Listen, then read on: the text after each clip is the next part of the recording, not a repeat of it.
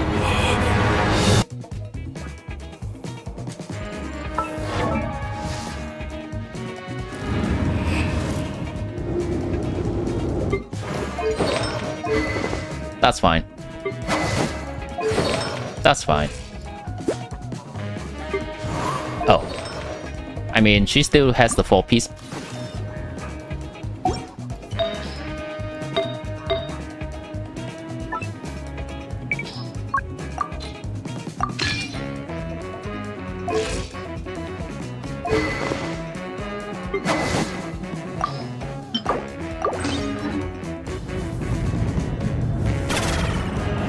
Runova is the Archon equivalent. I'm pretty sure Shades are a lot higher than Archon. Shades are a step above the Archons. Completed adjustment. Let me double check.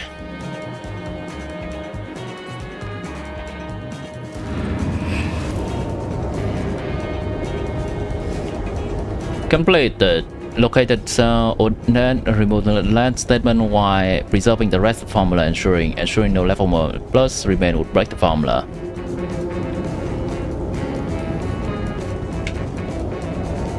This looks good. That looks good. Okay, I'm gonna need one more step.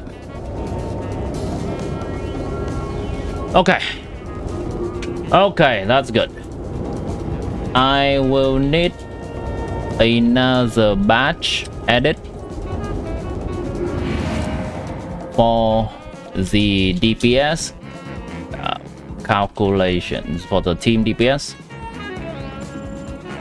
calculation sheets containing the character Odette. Ghosts. They are merely talking shadows, chattering away endlessly about their past affairs. I need cell F148, H148, J148,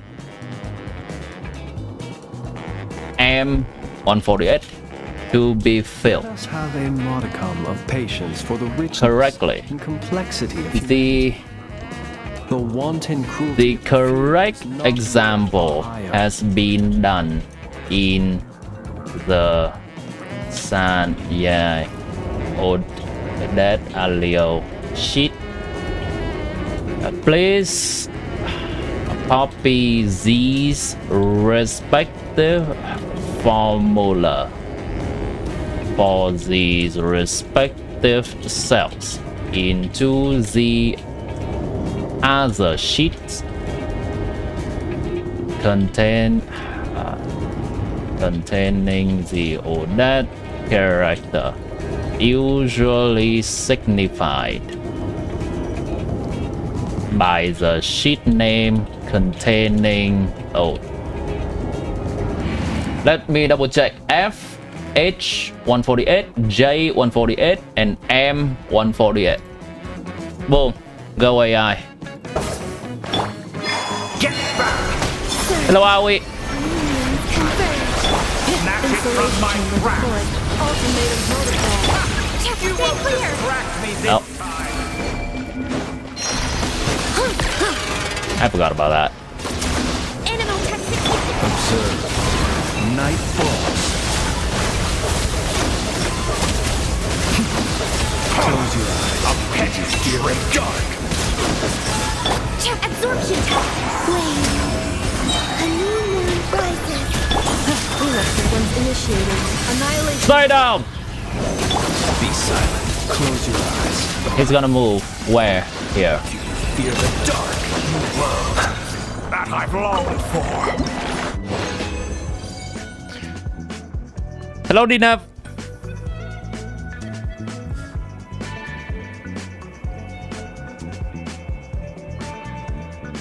Oh, you mean her banner will be treated as with the same importance as an Archon?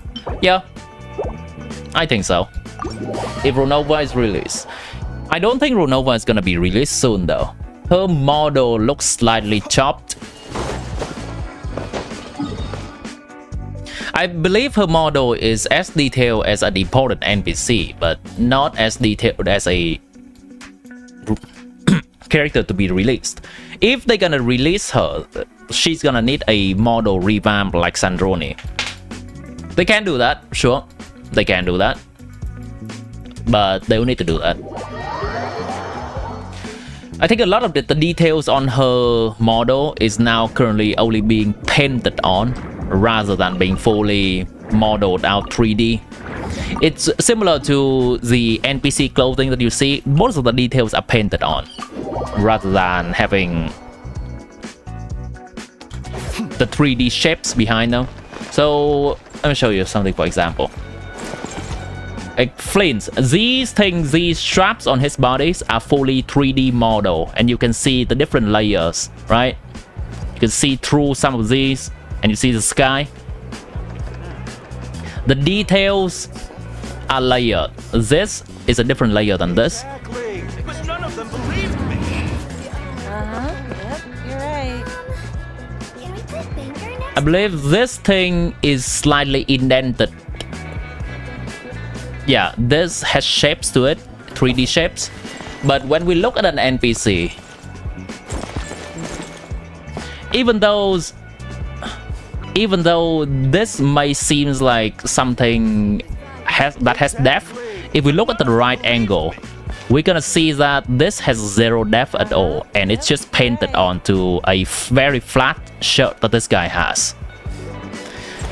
From the trailer I've seen, Runova model is like that. A lot of her details are painted on rather than fully modeled out. So it has less depth, less detail than an usual playable character. Exactly. Add Ash. Thank you for.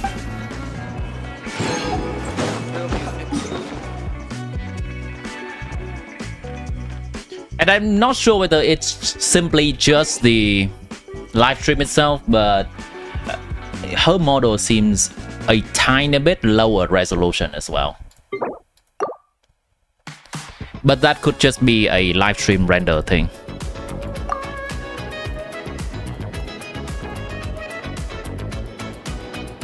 Ow! Deez Nuts. That's what you are if you're still in chat. What if you don't have Gigi and will use Sandrone and Columbina? Inefa and who else? Odette? Or Yaimiko?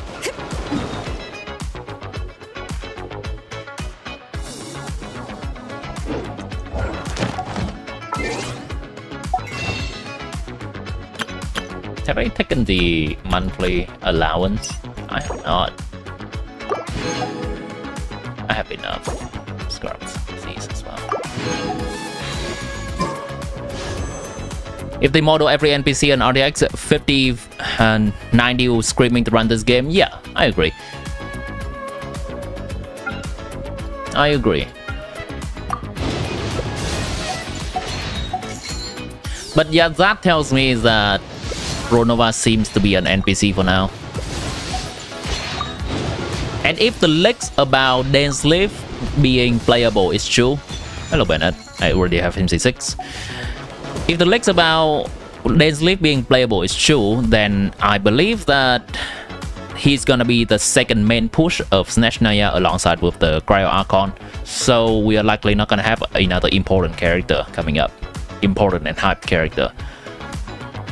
Copy the formulas themselves and from the center of there and sheet to all the sheets containing all in the name to ensure accuracy and consistency. Approve.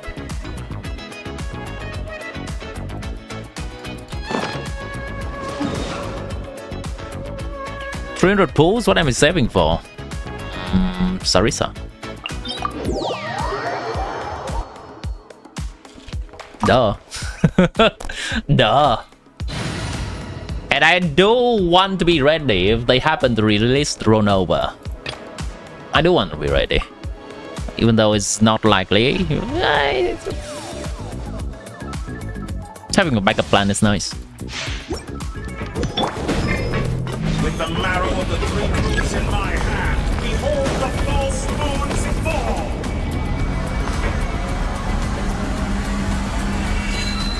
For the everlasting fold, three moons converge.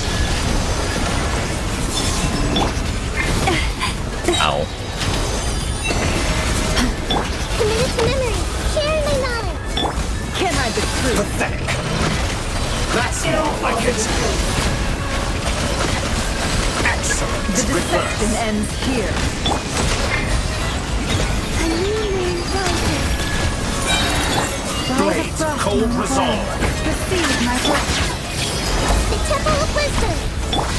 No more lies. Let's see what you're made of. So you'd rather wallow in this rotten. A C6 one? No, 300 is nowhere near C6. What do you mean? Usually C6 requires somewhere between 600 and 700 pulls on average, and we can definitely get unlucky. I think you are grossly underestimating how much it takes for a C6. 300 is usually the amount necessary on average to get a C2. And you can simply see that 150 is gonna be gone if we get a character C0 and we lose. 150, 160, gone.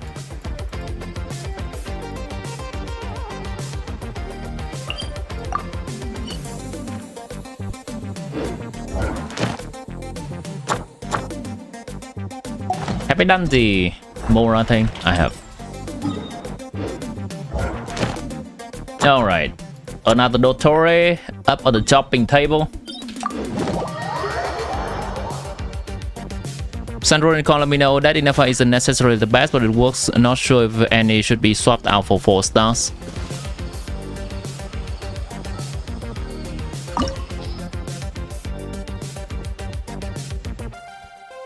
Do you have Beidou C6? Do you have Diona C6?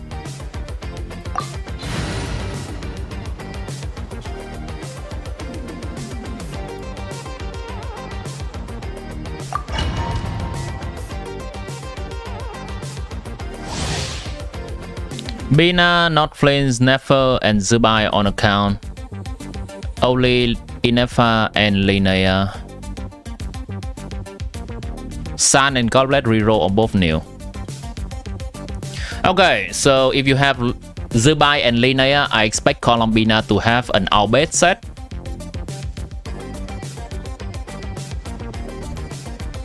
Yes, this is an Albert set. Nice.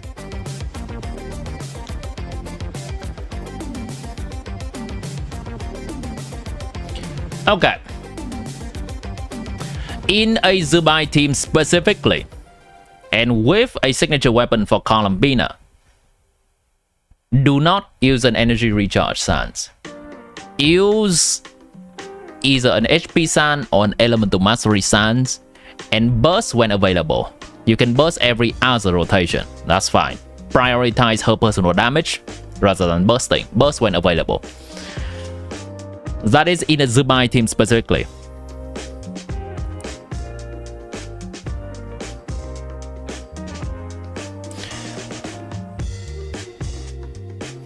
See Goblet. 1, 2, 3, 4, 5. 5 stats is okay, but it can be better. Find some stray double crit with EM and ER. ER is still a meaningful stat. It's just not as valuable as HP for her. So that's why I recommend the main stat being something else, but sub-stat you can still find ER. I think this can be having some ER and EM in here as well, if you really want to min-max her.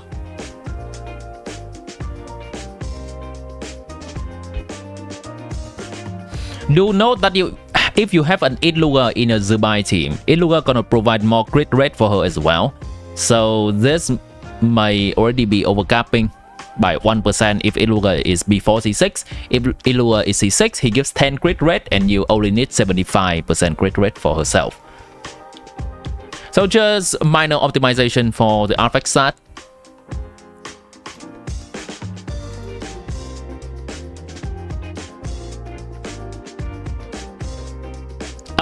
Oh, sorry. I thought it's not Flints, but Nefer and Zubai. Okay. Inefa and Linnea. Got it. Okay. My bad on that. I was reading it wrong. So, Inefa, Who are you playing in those teams? Who is the on-fielder?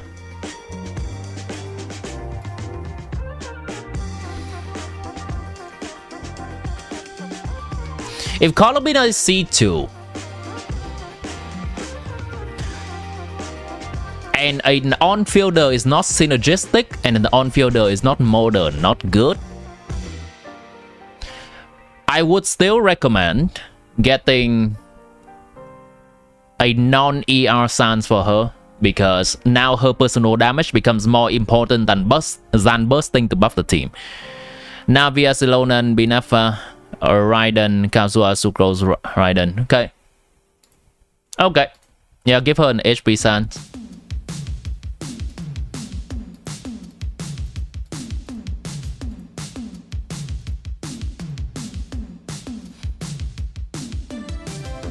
Find some more substats for Goblet as well. So if there's no Illua in here, then you don't have to worry about the crit is just fine. This is 96% crit rate after her passive comes in. That's a good amount of crit rate.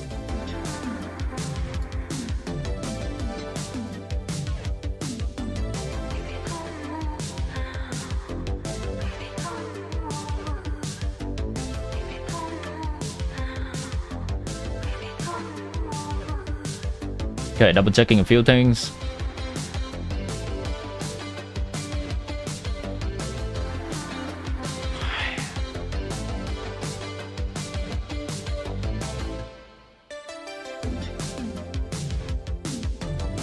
Wait, what? Wait, what? Okay, hold on. I now have to check by hand again, just to make sure the AI did not make any errors.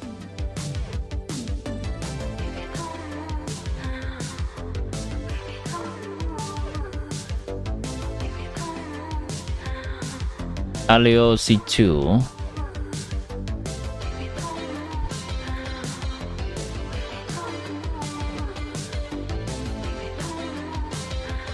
Yeah, I need to make sure there is minimal mistakes before I can make the full guide, because my guide would be dependent on this information.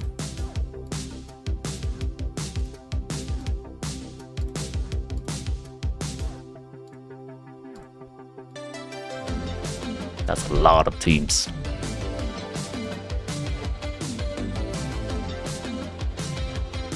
Okay.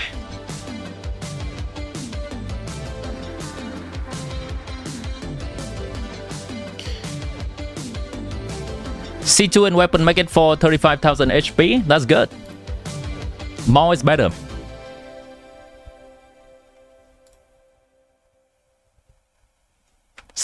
HP does not suddenly becomes an useless stat at 35,000. That's a stat she scales with to do damage.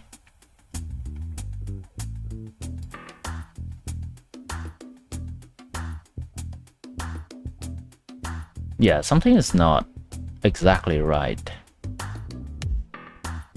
Alright, we can do this.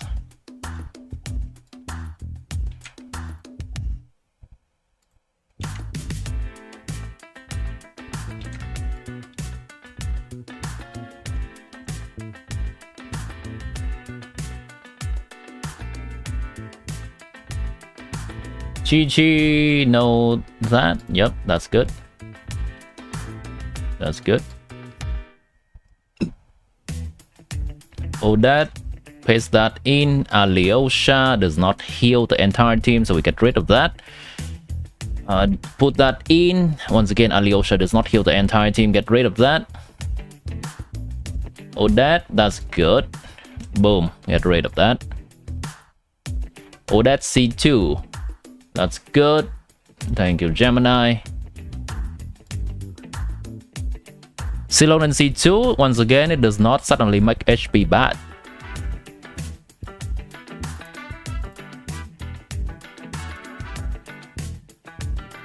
More is better.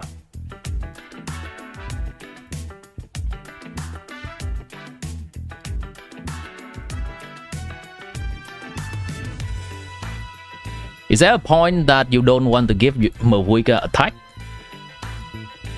Is there a point that you don't want to give enough attack? Is there a point that you don't want to give Skirk attack?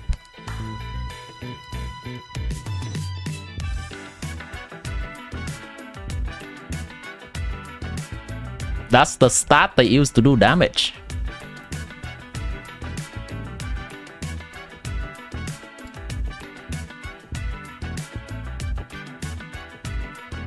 Frozen, this team does not have a healer.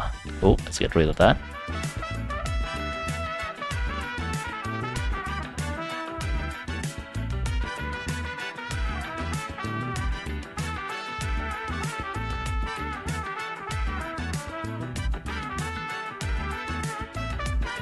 Your Sandron kills each day the birds on bridge. I'm glad that I bring enjoyment to you.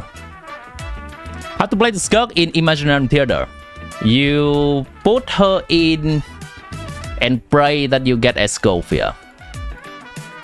Try to put a team of only Cryo and Hydro characters for her.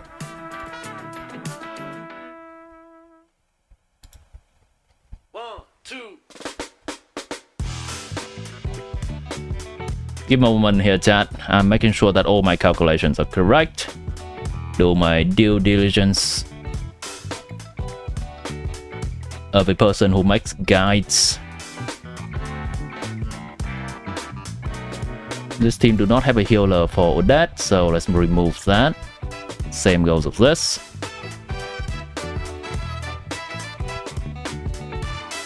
Very cool.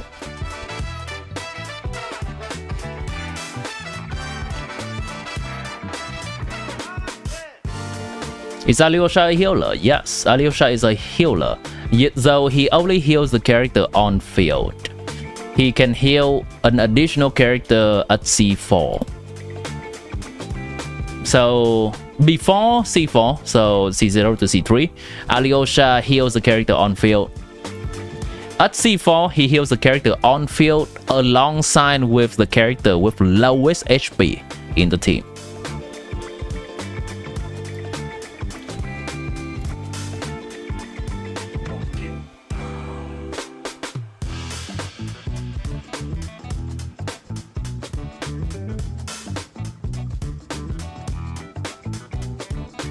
Almost there. We are already reaching the traveler teams, which should be near the end of my sheet.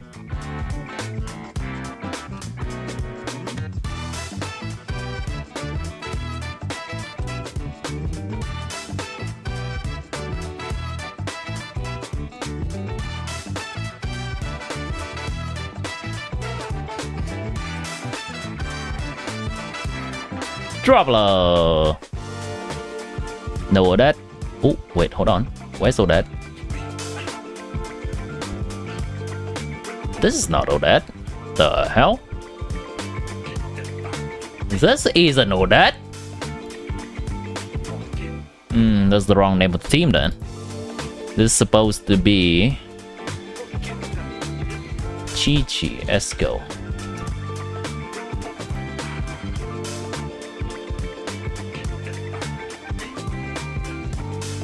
Okay, and that's the end of all the adjustment. Let's see the DPS's number after all those adjustments in my showcase tab.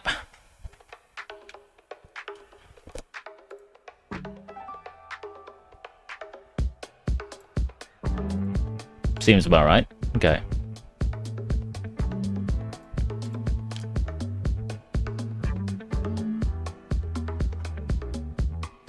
Okay, seems about right.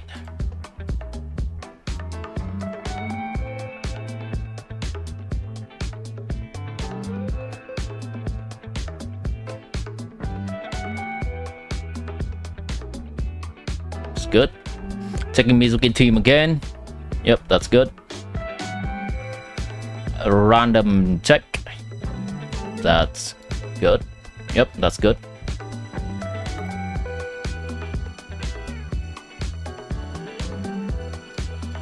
Okay, we're good. Checking Sino. Yep, Sino's around this range.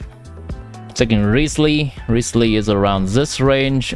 Am I using Risley C2 here actually? Oh, this is Odette C2. Okay, I should remove the Odette C2 here for a correct representation. Yep, that's about right. Okay, we're all good. Let me finish my daily stuff and then we can go directly to an Odette guide, yapping fully about her, what she does, everything related. How to build her and so on.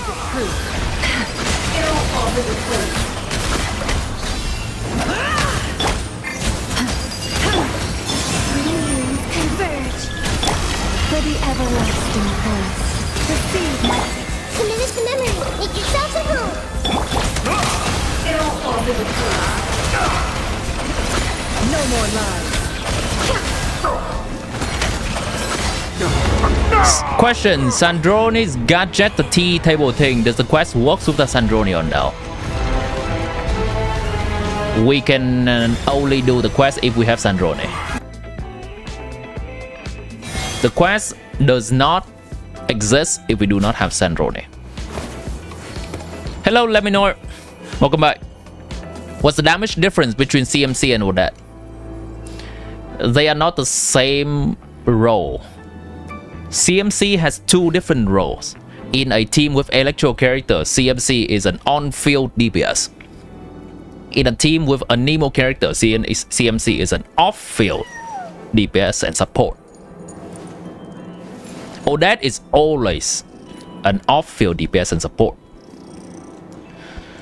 Now, the only situation when it's comparable for CMC and Odette is when they are both supports, which is in a Stellar Sword team. In that team, Odette is slightly more valuable than CMC.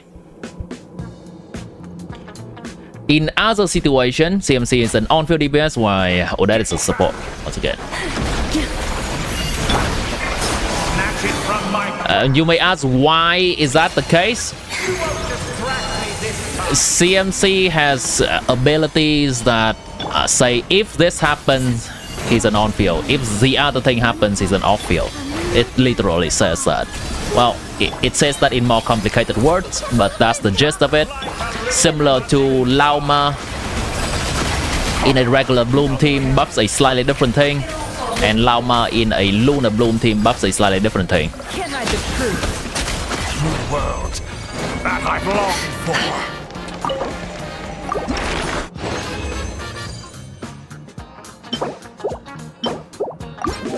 CMC does more damage than Odette, but buffs less than Odette from a support position.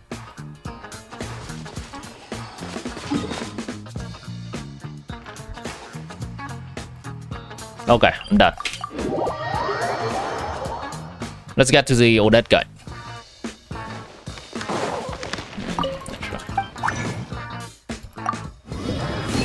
I've already done the Mora thing.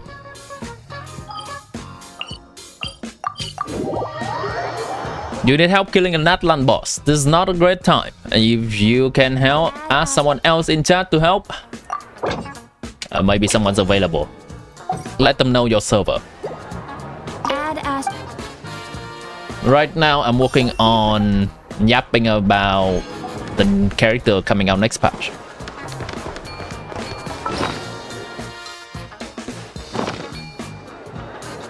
Cool, everything's good. Let's bring up a source of visual aid for what I'm gonna yap about. So that is going to be, I believe it's gonna be the live stream. It has a lot of Odette visual.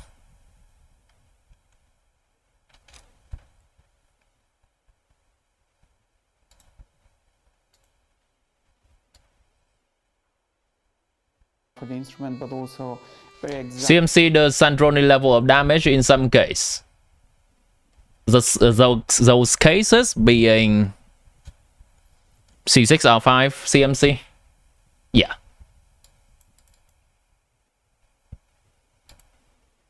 It's close.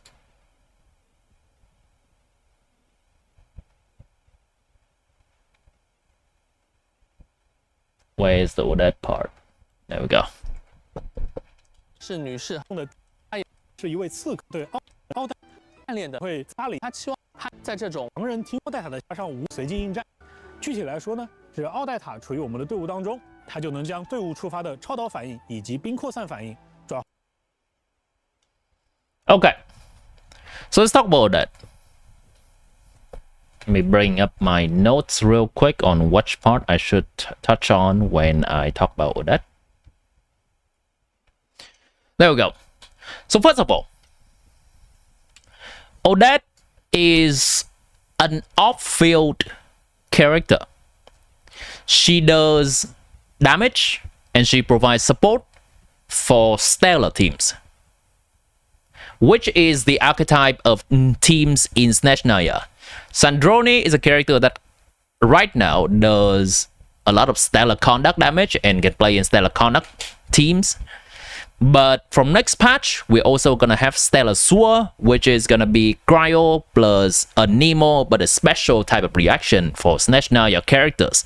Just like how we have a special Electro plus Hydro, special Electro Charge that becomes Lunar Charge, special Bloom that becomes Lunar Bloom, and special Lunar Crystallize in nod-krai. We now have a special Electro plus Cryo to become Stellar Conduct instead of regular Superconduct, and Cryo plus a Nemo is gonna become Stellar Sewer instead of regular Sewer.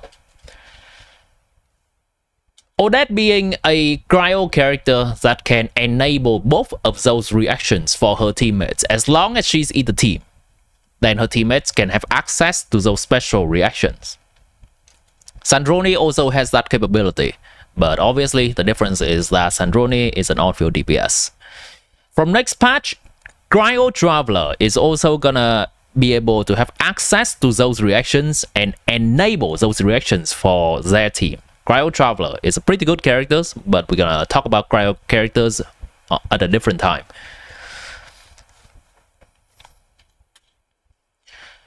So the primary role of Odette is an off-field character.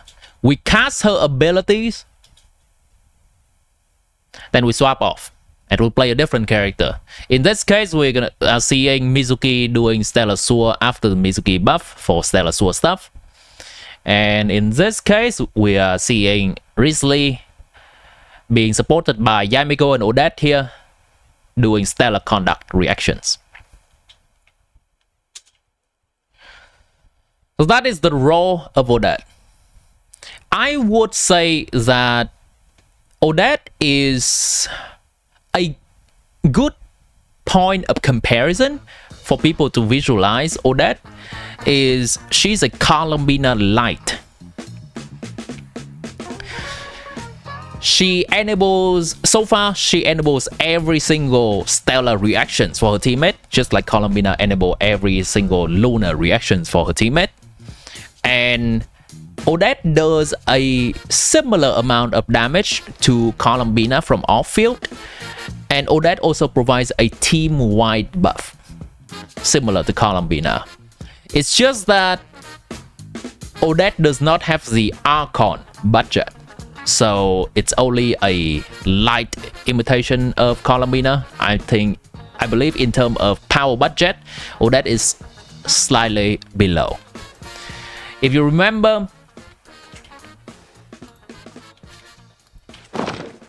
Columbina also enables... Let me find out why Columbina is. There she is. Columbina also has a passive that says when Lunar Charge happens, it happens 33% more often. When Lunar Crystallize happens, it happens 33% chance more often, so doing 1/3 more damage. And when Lunar Bloom happens, she gives extra burden deal to the team. Odette does not have these things. These are Archon privilege. And in terms of power, that would probably give you a pretty good idea of where Odette is as well. She's an incredibly versatile character. and it's a cheap character to get people started on these stellar reactions. I believe that a lot of the Snezhnaya DPS is going to have use for Odette as their support. So you can get Odette now and get a DPS later on of your choice. Whether that's Sandrone on her rerun, whether that's a Electro focused DPS in Stellar Conduct reaction, or a Anemo DPS focused on Stellar Sword reaction. Hello Pila Bale, we're making a video on Odette.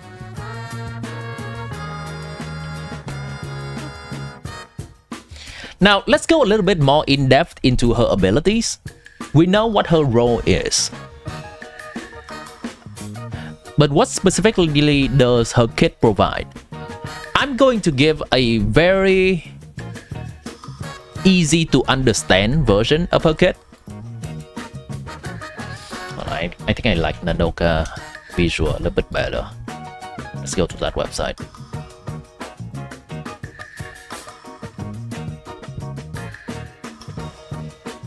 Yeah, they're similar enough.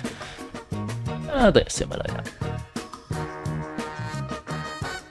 So, first of all, her normal attack looks pretty. We don't care about that. She's an on-field character. Normal attack doesn't matter. So is charge attack and so is plunge attack. There is nothing special here in terms of using in an actual combat situation. Her skill is where most of her combat kit is at. And in combat, we just press her skill. When we press her skill, she's gonna give herself a special version of her skill as well. Press that. So when we play Odette, we're gonna do something like this. Let me see if they give that visual in the live stream or not.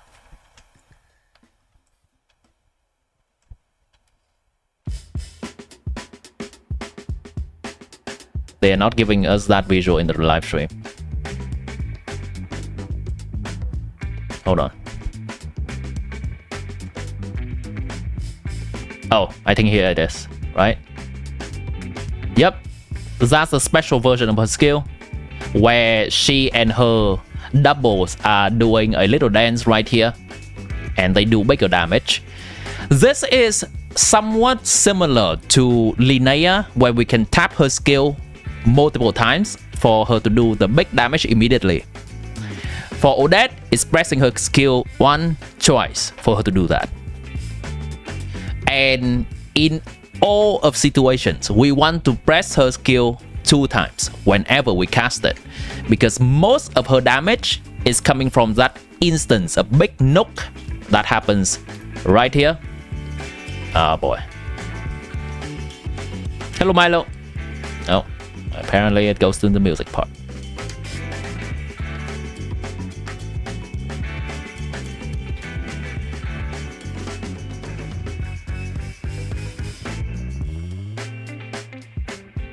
Right there. That's most of her damage right there. That's about 70% of her damage, maybe even 80% of her damage.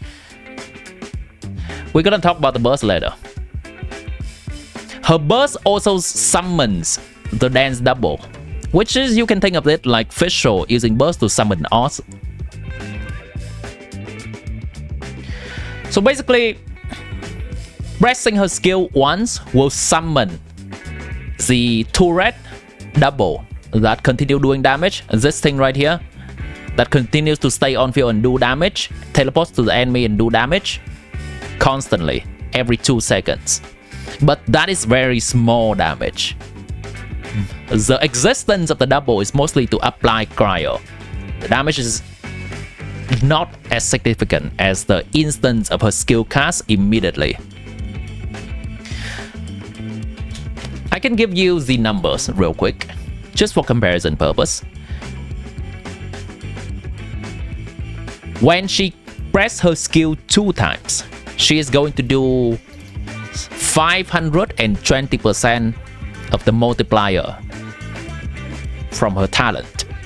Meanwhile, the continuous damage from her dance double is only doing 1/10 of this. This is 46% of the multiplier in her talent. This is 55% of the multiplier in her talent. 1/10 of this.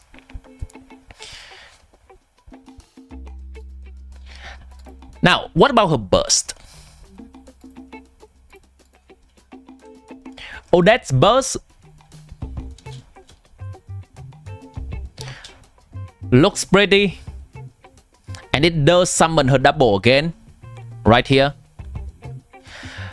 Summoning her double with her burst also allows us to access to the special skill that does a big instance of damage. So we could either do skill, or we can do burst skill, and we still have access to that big damage. And we still have access to the dance double being on the field even when she is swapped off. Let's see if the live stream. No, the live stream doesn't care to swap her off. That's unfortunate. Oh well.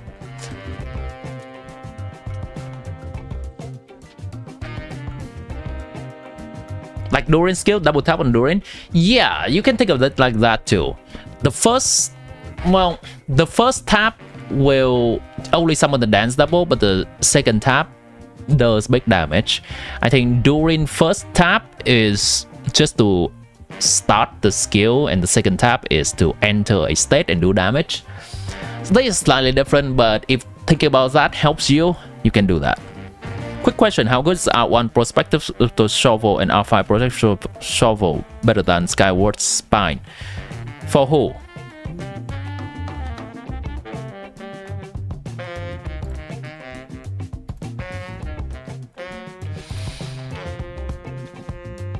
I'm gonna wait for the follow-up from 17 before I answer more regarding that. But other than that, in a real combat situation, we are not going to use her burst, because the burst hit is just regular cryo damage rather than stellar damage, and stellar damage is where her big damage is at. The buffing that comes from her burst, unlike Colomina using her burst to buff the entire team, Odette's burst only buffs herself. So we can already see that I'm gonna have a lot of Colomina comparison in here. In a lot of Colomina teams, we kind of don't care about the burst. We burst every other rotation. In Odette team, because Odette's burst is even worse than Colomina, it's actually not even worth the animation time to use to cast it. So most of the time in an optimal rotation, we just skill swap off. We don't even care about burst at all. Now in Stygian, or in some particular boss fight, maybe when the boss is stalling and it's immune, then we may have 1 or 2 seconds to cast her burst, because if we don't cast it, we're just standing around and stare at the boss anyway, then sure, use her burst. But otherwise, don't. Odette also has a few passives that provide the buff to the team and the buff to herself. First, when Odette summons her solo dance double, which she can summon with both casting her skill or casting her burst. Most of the time, we'll just be casting her skill. When she does that, she gives herself a 60% stellar damage buff.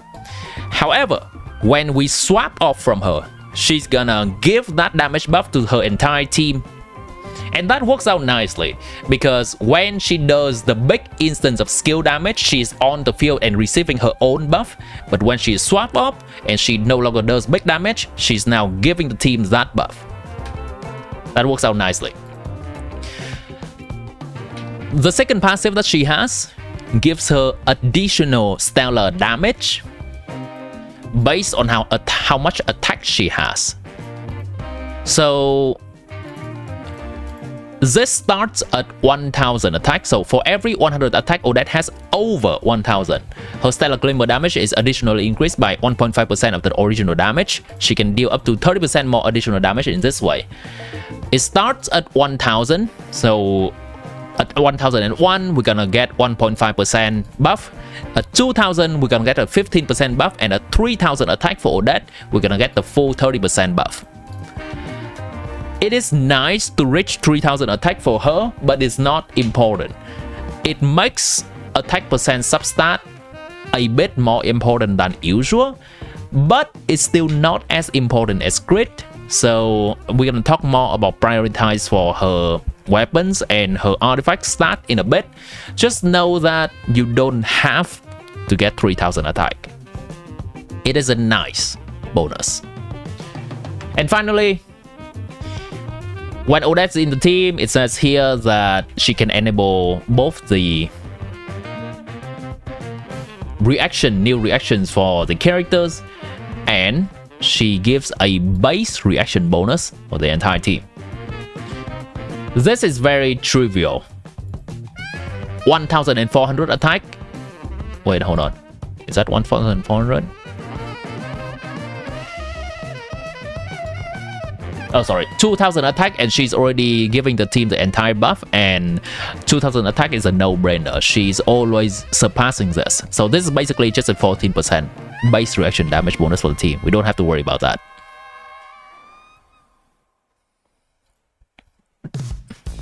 It's not like Nicole's burst. You rarely use Nicole's burst. Nicole's burst is a different mechanic. So I do not want to confuse people by comparing to that. If you're just saying that it's like Nicole burst in a way, it's a way that you don't use it, sure. Nicole's burst is useful in a Hexerite carry team, like in a Banker team or a Venti team or a low-hand team. We cast her burst, but in any other team we don't. Any questions regarding Odette, what she does, and how to play her?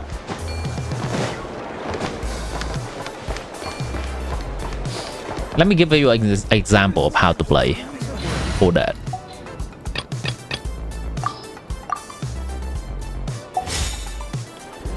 This is how you play Odette. Alright? Let's pretend that this character is Odette. Okay, good. Now, in a combat situation, we swap to Odette. We swap off. There we go. And that is achieved by clicking Odette's skill 2 times.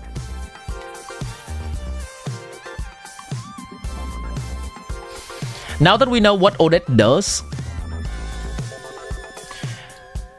let's talk about how strong she is.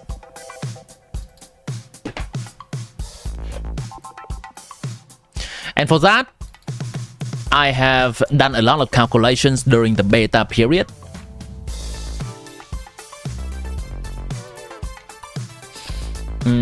Should talk about...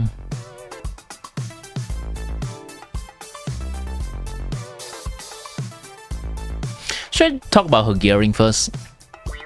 What would be the better? What would be the better organization or the flow of this? Yeah, we're gonna talk about her gearing later. That's fine. So this is gonna be teams, different teams that Odette can play in, slash how relevant she is in the meta right now. The different teams that we can play Odette in is mostly stellar teams. Understandably, she's a stellar support and a character that does stellar damage herself. What are the current stellar teams in the game right now?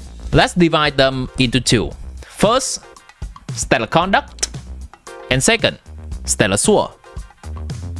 So those are the two main reactions right now. Stellar conduct has a lot more characters. Let's go over them first.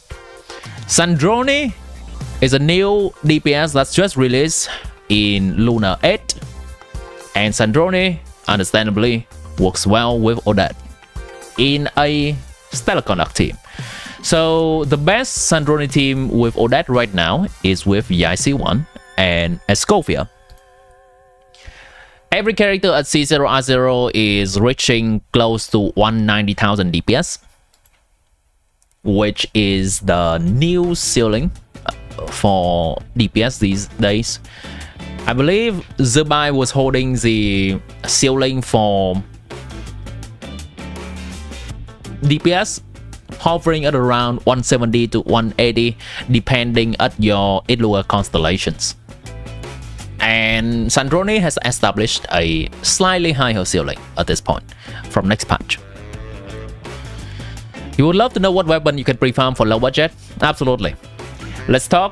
I want to talk about the teams and how strong she is first, so people can make decisions on whether they pull her first after they have an understanding about her, and then we can talk about how to build her after people have decided they want to pull her or not.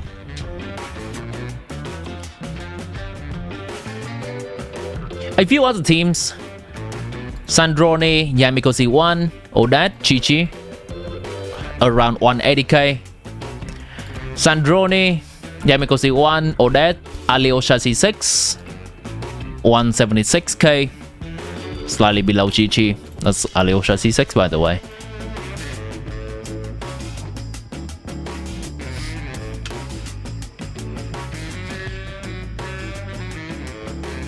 Odette is also, we're gonna go back to that in a bit.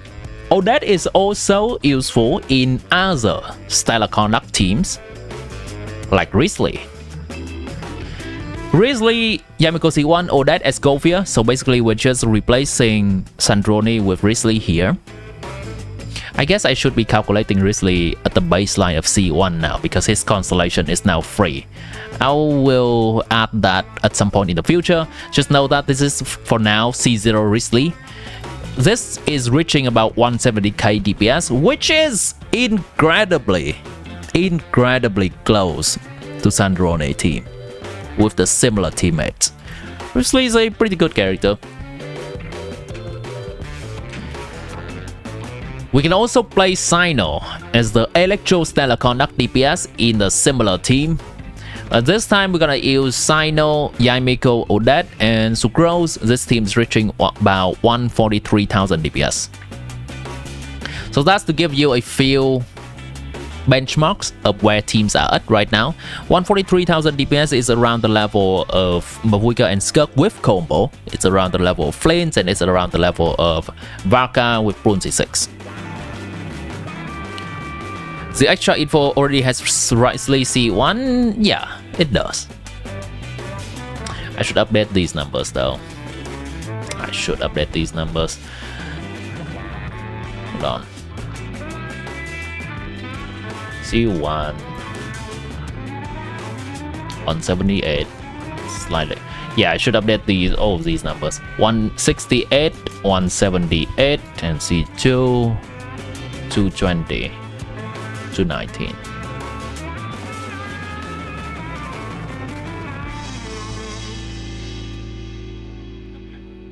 Sometimes I catch an error on some of these sheets, and it's usually automatically replaced in here, but in the extra information square I usually have to edit that myself. Alyosha C6, let's add that in. Alyosha C6, 149,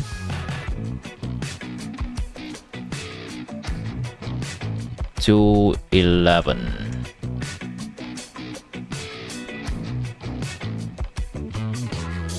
Slight changes.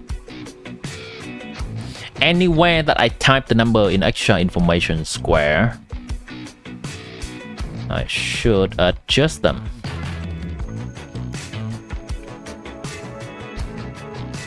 This is good.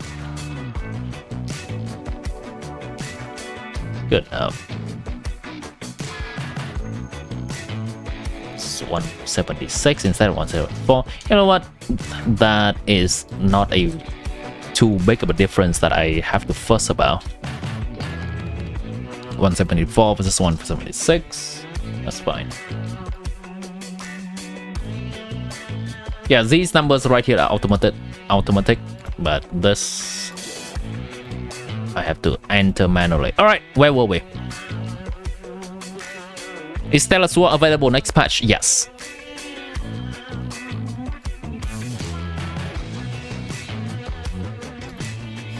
If you want to take a look at this and you say, hey, Risley C1 is 178, While Sandrone C0 is 188. Oh my god! My Risley C1 is as good as Sandrone. How much of a fraud is Sandrone? Yeah, you'll be right. You'll be right. You'll be right. There's no but. Yes, you're right. Now, to further prove that Sandrone is a fraud, let's look at Cryo Traveler, which is a good character that we all have access to freely. Next patch, at 7.0, we are going to have Cryo Traveler at C2, and the free 5-star sword for the Traveler is going to be at R3. Traveler is going to have a free new sword that we can have access through exploration. It's really good. In this team, Traveler is doing 165,000 DPS with the same exact teammate as the Sandrone version, YC1, Odette, and Escofia.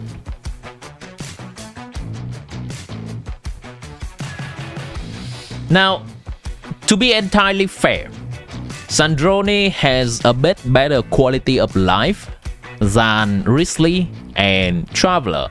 In a very similar sense, how Novelet has better quality of life than his competition, Sandrone has a pretty nice AoE and can stay far away from the enemies. Sandrone does not have a constellation that gives infinite interruption resistance like Novelet does, so that's not as good. And Sandrone does scale from attack, so she's still as squishy as any attack scaling character. The only thing that Sandrone has over the other Cryo DPS like Risley and Traveler, or Cryo MC, is she has AoE and has range. Now, let's go back to Odette though. Odette is the character that can elevate these teams to those levels. Odette is not necessary in a Sandrone team because Sandrone already enables the reaction herself. Odette is not necessary in a Traveler team because Traveler already enables those reactions himself. But Odette is necessary in a Risley team because no one else in this team can enable those reactions for Risley. So if you're looking to play Risley and to have him be able to play in the new reaction at all, you are going to need Odette. There is no argument. Same goes with Cyno. If you want Cyno to be able to do new shiny reaction stuff, you need Odette. Alyosha is a free 4-star next patch and he will not enable those reactions at all. Enough about Stellar Conduct. Let's talk about Stellar Sword because that's also an archetype that's available next patch. Stellar Sword. The face of Stellar Sword right now is Mizuki. Mizuki is a newly buffed character. Her character kit now also has some Stellar Sword damage and things that leans onto Stellar Sword, similar to how Risley got buffed with Stellar Conduct stuff. And a team with Mizuki C6, Traveler, Odette, and Frozen C6 is close to 200k DPS. Note that this is Mizuki C6. Not everyone's gonna have access to Mizuki C6. Why is it here? Because it's funny. And people are going to bat it. People are going to say that this is zero cost stuff. Doesn't matter. Mizuki C6 is technically zero cost. Doesn't matter.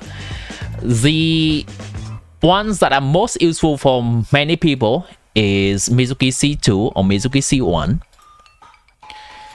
That's gonna hover around 132k for Mizuki C1 and 142k for Mizuki C2.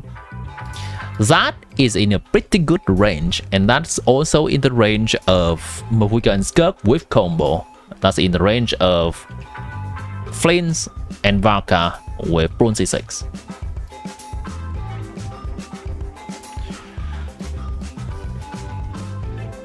Now, the version without Odette for Mizuki is gonna perform quite a bit worse. Even though Mizuki can still use Cryo Traveler to enable the Stellar Sword reaction for her. Mizuki C1 in here is only doing 100k DPS, Mizuki C2 is doing 115k DPS, so it's about a 30k DPS loss.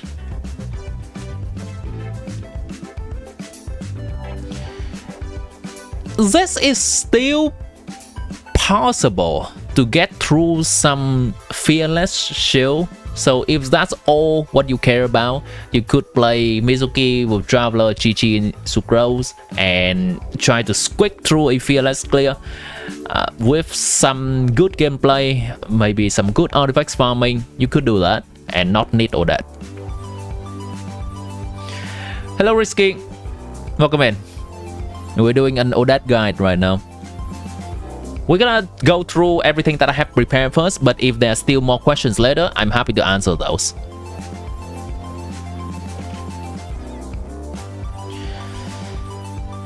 Sandrone also has the option to do some Stellar Sword damage, and she can spec into a Stellar Sword team with Traveler, Cryo Traveler, Odette, and Sucrose. And at this team, Sandrone C0 is doing very similar damage to Mizuki C1. The difference is only that Sandrone is doing majority of the cryo damage, while Mizuki team is doing the majority of a Nemo damage. So we can see that Odette is present in quite many meta-changing teams from next patch, which is understandable because she is the support character that can open up the new reaction for a lot of characters, and her support capability is good. I want to make one more comparison.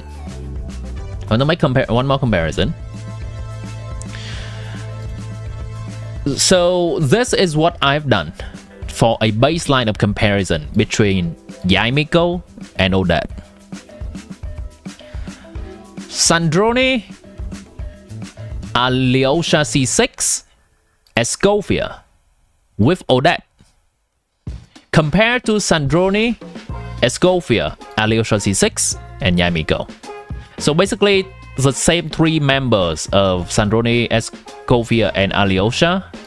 We're just replacing whether we're using Yamiko or we're using Odette. We see that the Odette version is doing more damage than the Yamiko version. So yes, Odette is a more valuable character than Yamiko in a Stellar Conduct team. I have only made this comparison for Sandrone specifically, but I believe for other characters it's gonna be pretty similar, given that the damage gap is quite sizable as well. So yes, for the people that is looking toward Yamiko replacement, Odette is a better character than Yamiko in Stellar Conduct team. Odette is also more versatile, meaning she can also be played in different teams like Stellar Sword and not having to be locked into a Cryo and Electro team like Yamiko. Nonetheless, because Alyosha is a weaker character than Yamiko, so we're gonna make a very similar comparison. We're gonna have a team of Sandrone, Odette, Alyosha. Sandrone, Odette, okay, sorry. Fuck, I need to do that again. Very similar comparison to before. We have a team of Sandrone, Escofia, and Odette. Sandrone, Escofia, Odette. But the variable here is changing whether we use the last slot being Yamiko or the last slot being Alyosha. Then in this case, we see that even Alyosha C6 is not as comparable as Yamiko. It's not even close. The Yamiko version is 188,000, while the Alyosha C6 version is 158,000. So even though Odette is a better character than Yamiko, we would still want to use Yamiko with Odette rather than using an alternative Electro character like Alyosha.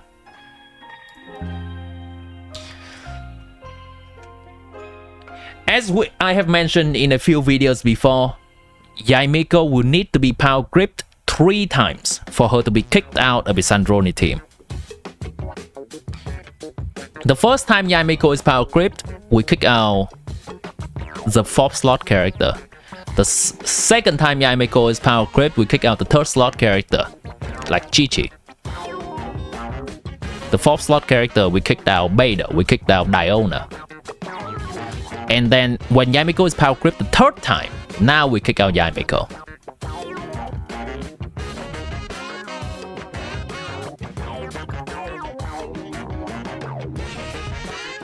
Could I give the general idea of the new boss? Well, what new boss? The new boss in Station? Second replacement is Yai now, not Odette. Alright, hold on. Would it be better to give everyone a visual representation of that? This is a current Sandronian team. The first time Yamiko is power gripped, well, the first time that we have a character that's stronger than Yamiko, we kick out Diona.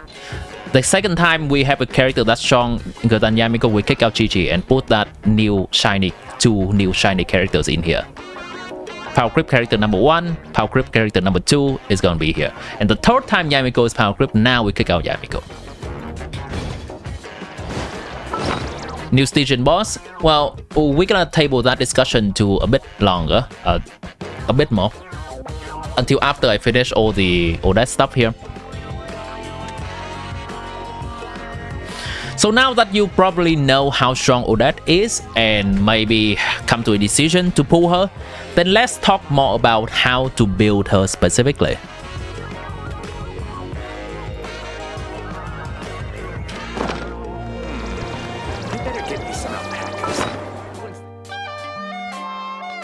Generally,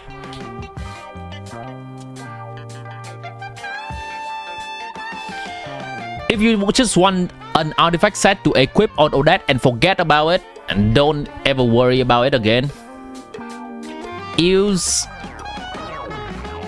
the Heart of the Furnace set, which is gonna be available in next patch 7.0.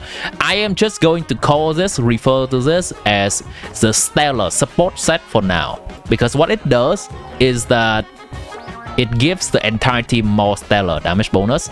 This is the support set of Stellar. This is like Silk and Moon set in nod-krai, where a support character would hold it. Odette would hold this almost always, 99% of the time.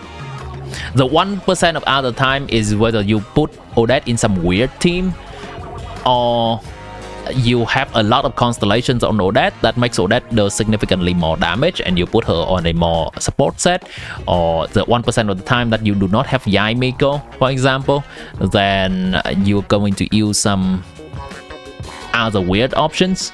You could put this on the other weird options, but it's gonna be very scuffed. If you're not willing to look too deep into the nitty-gritty of things, I'll say farm Heart of the Furnace in 7.0. I'm probably just gonna call it Furnace or call it Heart, probably Furnace. That's gonna be our abbreviation for it, and put it on Odette. You'll be good. Regarding weapons, we have basically 2 options. Actually, let me try to see if there's a third option. Let me try before we continue this. I'm gonna try a third option real quick. See how... I know it's worse, but I want to know how much worse. How about Harbinger of Dawn?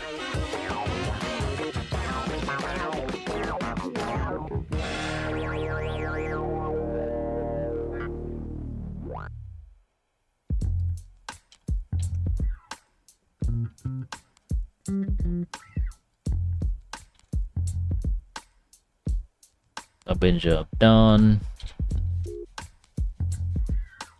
28% attack. So we are basically having 100%.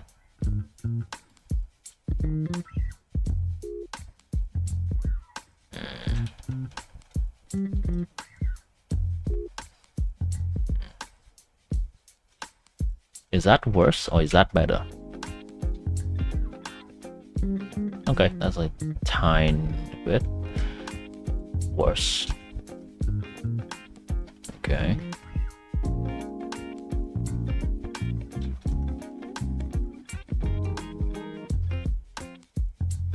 Okay, that's about all we can get, I believe. Oh, this is a banger of a song. What the hell? I love this.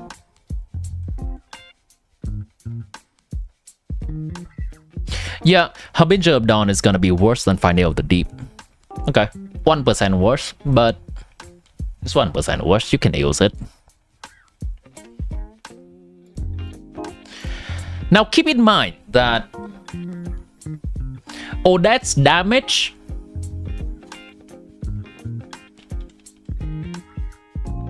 is not the majority of the team's damage.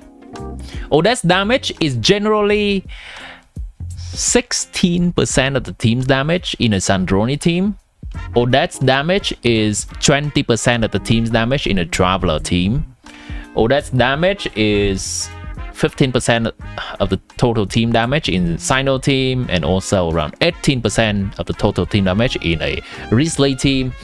So that is to say that a weapon on Odette is usually not that important. We are basically increasing the damage of a character that only contribute to 15% of the team's damage. Like if we're gonna give Odette 10% more personal damage, that's gonna result in the team gaining 1.5% more team damage. So that means the weapon options for Odette generally does not matter too much. But the default one is going to be Final of the Deep, which is the 4-star options, a Fontaine craftable weapon for Odette. Now, here's the thing. From next patch, since we also, if you remember, we also have access to Traveler's free 5-star weapon. Let me see if I have a good representation of this weapon, big weapon.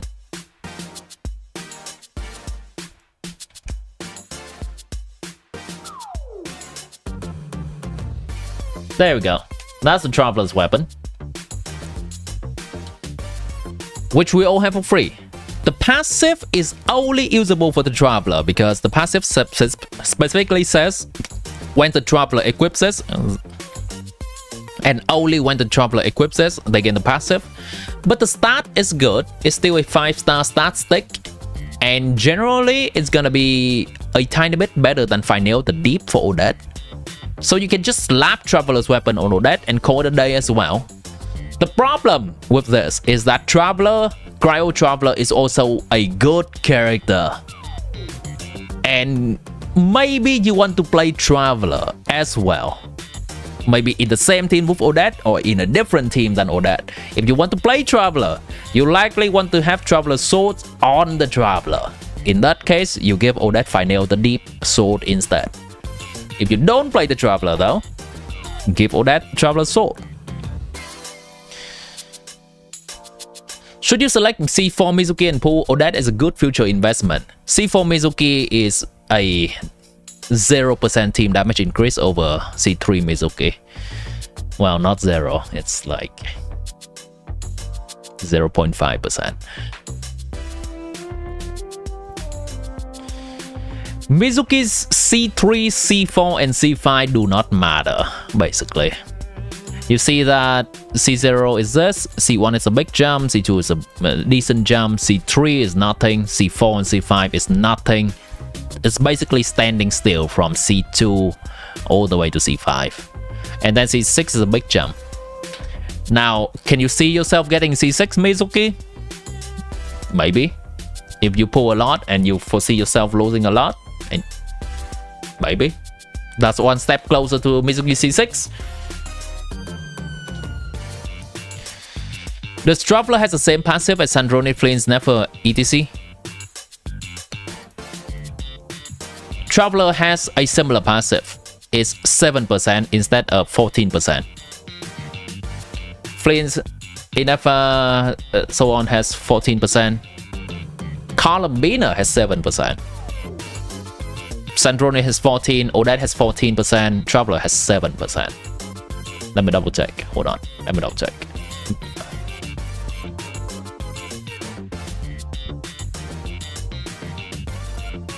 Yep, 7%. Base reaction increase. Cryo Traveler is a pretty good character at low investment.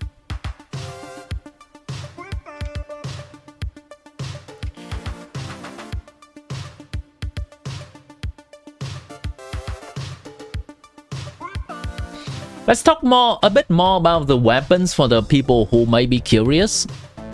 What about the new Battle Pass weapon? What about the new craftable weapon? Okay, those are fair questions. New craftable weapon. The problem with this is that the passive of the weapon requires Odette to trigger a reaction. And let me remind people that doing the reaction damage from the talent does not count as triggering the reaction. It's a damage instance that has attack to be Stellar Glimmer or Stellar Conduct or Stellar Sword. Triggering reaction is physically in the game when there is some electro aura on the enemy and Odette hit it with the cryo hits that apply elements. And generally, in the many teams that Odette is played in, there are 3 cryo characters, so there is no electro for Odette to react with. Usually, it's Yamiko who's the character that makes the reaction happen.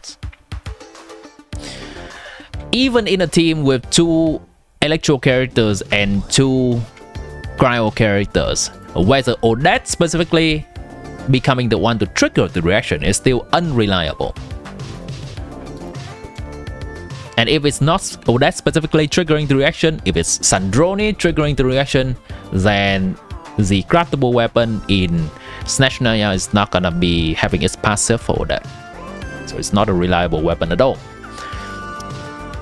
Now, how about the Battle Pass weapon for Odette? The Battle Pass weapon has a weird condition trigger. It requires the character to move while casting an elemental skill.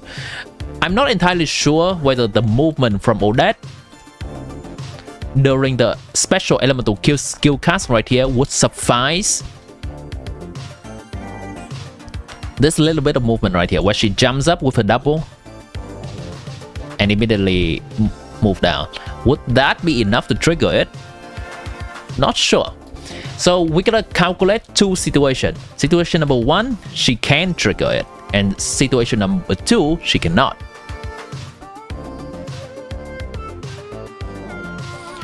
Battle Pass Sword at R1.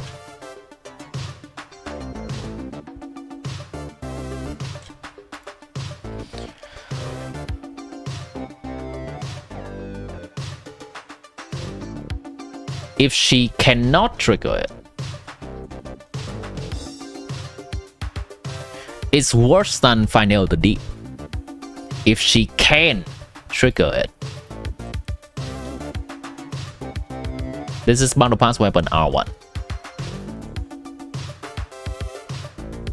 It's 0.8% better than Final the Deep.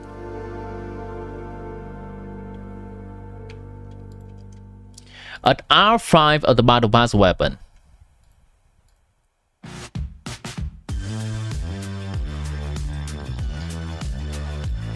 if she cannot trigger it, it's somewhat similar. It's 0.8% increase over Final of the Deep. If she can trigger it, it's 3% increase over Final of the Deep. So are you willing to get the Battle Pass 5 times for 3% team damage increase? That's up to you. And how regular you buy the Battle Pass. If you're gonna buy the Battle Pass anyway, sure, you can get it. I don't exactly recommend it.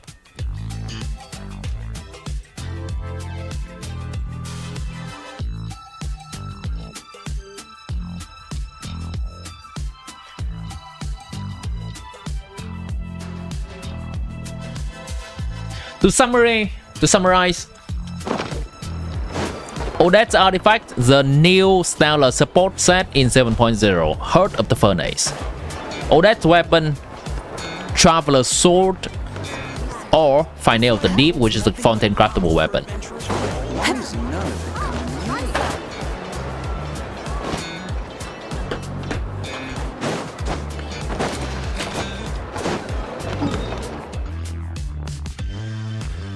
Okay, lastly, let's talk about the Odette's early constellations and Odette's signature weapon for anyone looking to invest more into the teams.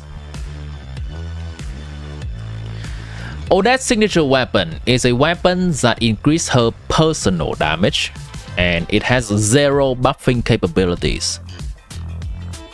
So you're probably, if you've been here throughout the entire guide, you probably know where I'm going with this. Odette's personal damage is only about 15% of the team's damage. Even with higher constellations, Odette's focusing on buffing the team rather than buffing her personal damage. So a weapon that increases her personal damage is not that valuable. This weapon is also not really a good stat stick for anyone else. A character that can trigger the passive condition is a character that has to do skill hits regularly and scale from attack. The only sword character that does that is Chiori, who scales from both attack and defense, and Traveler. But Traveler has its own signature weapon now, so he doesn't need this.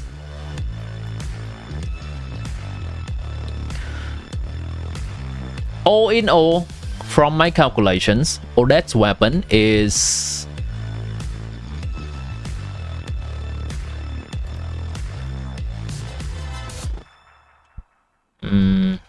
if I could count it for that, I have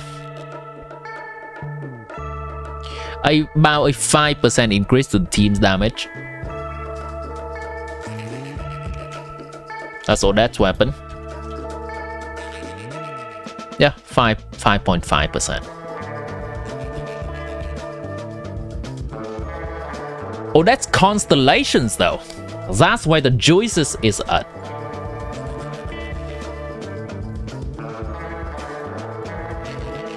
Odette's constellation, C1. She does increased damage from her elemental skill Nook, and she buffs the entire team more.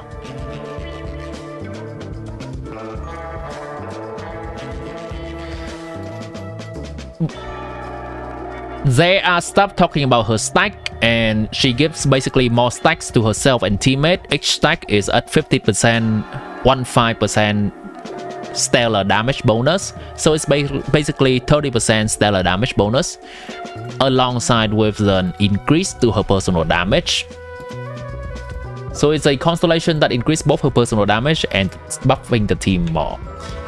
With my calculation, in the Sandroni team, that's an 11% increase to the team's damage. And C2 is a big one. C2 is a 37% team damage increase. Her C2 increases the attack of the entire team and reduce enemy resistance to cryo, electro, or cryo anemo, depending on which team she is played in, by 20%. Resistance shred is really good in a stellar conduct team because there is very little source of resistance shred in this team at all. However, in a stellar sword team, there is already a good source of resistance shred from VV, from Farazan, from Mizuki C2 if you have it. Then Odette C2 is not that big of an increase. Let's give an example. So in a team of Sandroni, Yamiko, Odette, and Chi-Chi, there is 0 resistance shred at base. Odette C2 is a 46. Oh, hold on. That's a wrong one. Yeah. Odette C2 is a 43% team damage increase. In a team of Sandroni, Yamiko, Odette, and Escofia, there's a tiny bit of resistance threat coming from Escofia for cryo damage only. In this case, Odette C2 is a 37.5% team damage increase. Now, in a Mizuki team, where there is a lot of resistance threat already, Odette C2 is only a humble 25% team damage increase. So you see the effect of resistance threat stacking diminishingly with each other here. And Odette C2 can provide a very different effect for the different teams. It's hard to also evaluate how strong Odette C2 is gonna be in the future, because if they are going to release a resistance threat source for Sandroni team or Risley team or Traveler, Cryo Traveler, Stellar Conduct team, if they're going to release a character that provides the resistance threat at C0, then Odette C2 becomes less valuable in those teams. It may look good now, it can maybe still be good in the future, but it can also not be as good. That is the risk you should consider, and I would try to continue looking at leaks, and I would try to cover any news that we may have regarding that if you want to follow me on social media. Hello Barrett. Can you just slap a level 1 finding out the deep? Well, that's an interesting thought actually. Let me double check. What if? What if we have a level 1 finding out the deep? I think that's not gonna be good enough now. You can slap on Harbinger of Dawn level 90 if you have it. That's only a negative 1%. But if we have a level 1 finding out the deep. Huh.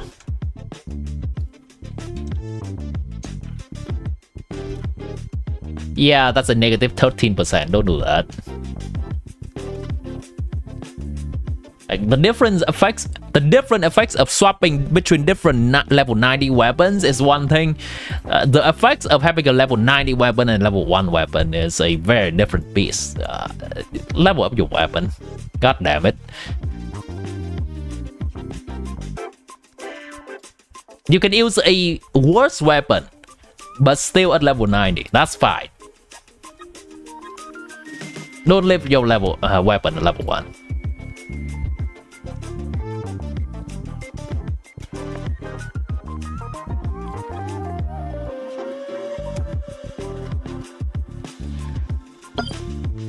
I believe I have covered everything regarding Odette. Is there any questions? We have gone through what she does in combat, what is her role in a team. We have gone through the teams that she can play in and how meta relevant she is.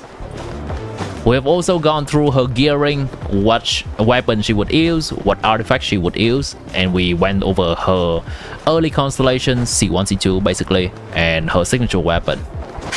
I believe that's about everything that we would need for learning about a character, right? If there's any more questions, let me know.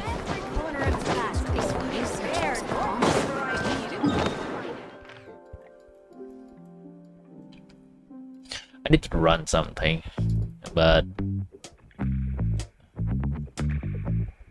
I'll still be looking in chat and answering a question. I need to check something here. It's gonna take a bit of time.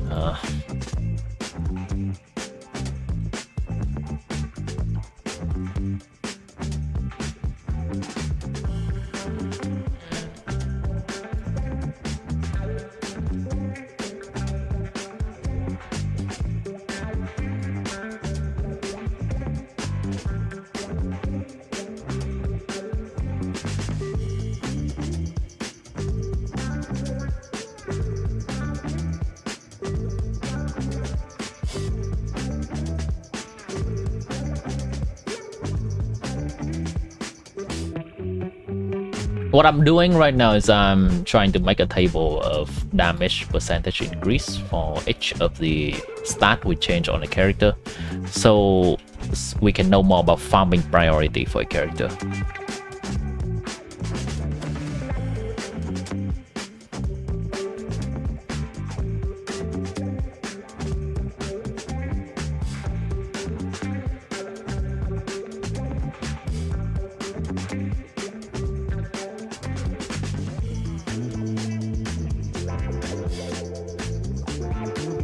Will there be any other support as impactful as her in the future? So from what we know in the live stream,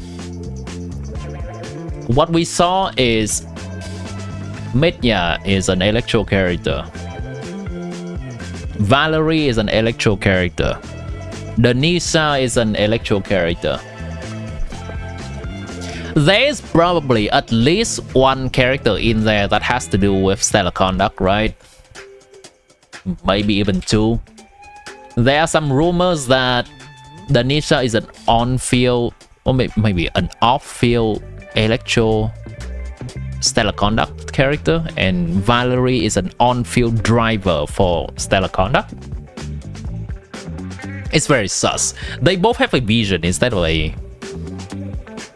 linchpin. Denisa has a linchpin though, but there is also rumor that Denisa is going to be a support for stellar conduct, a shielder. It's all extremely sus. That's what I can tell you.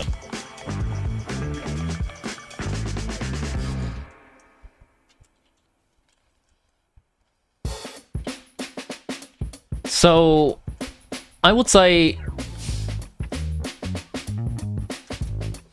the only competition that Odette would have is if the Cryo Archon is a support. If the Cryo Archon, Sarissa, is a support, there is a high chance that she's gonna power creep Odette.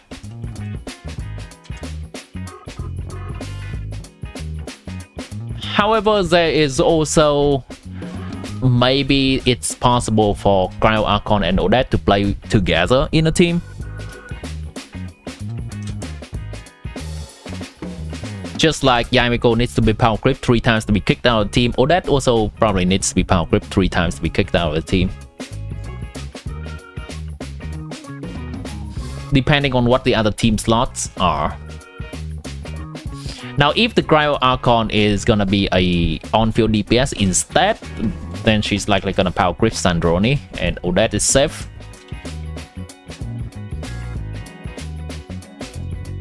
Does that answer the question? I don't have the information exactly for you. What I have are my speculation on what could possibly be and the different scenarios that can happen. And I tried to explain that to you.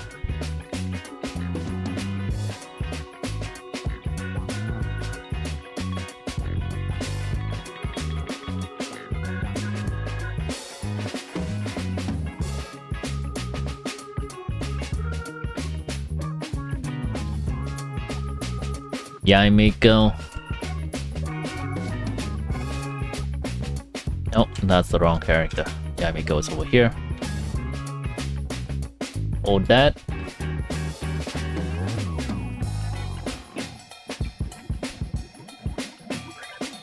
Sandroni.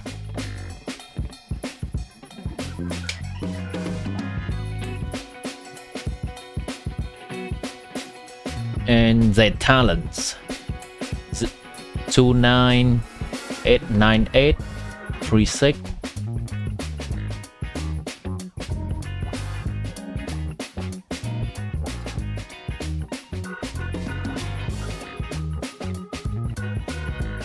I should check the levels too. Oh well, like that.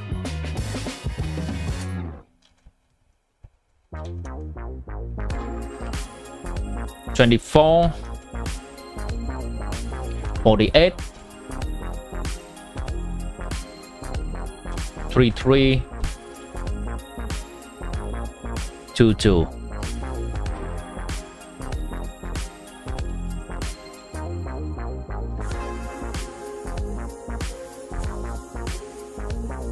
3 more steps until I'm done with this. 6-5, 130, 8-5, 4-2.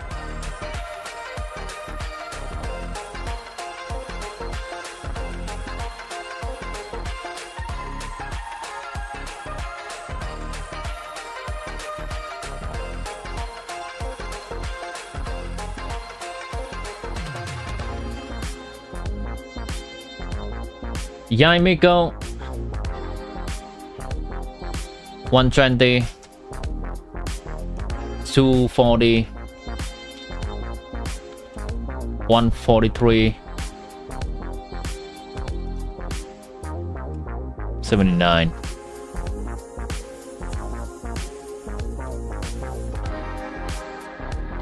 Yeah.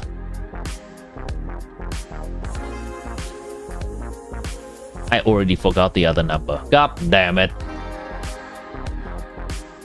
I already forgot the other numbers. 20. 240. Alright, thank you.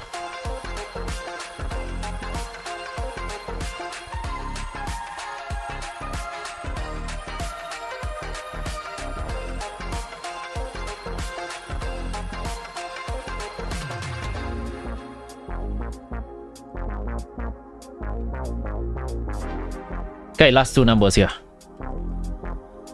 229, 120.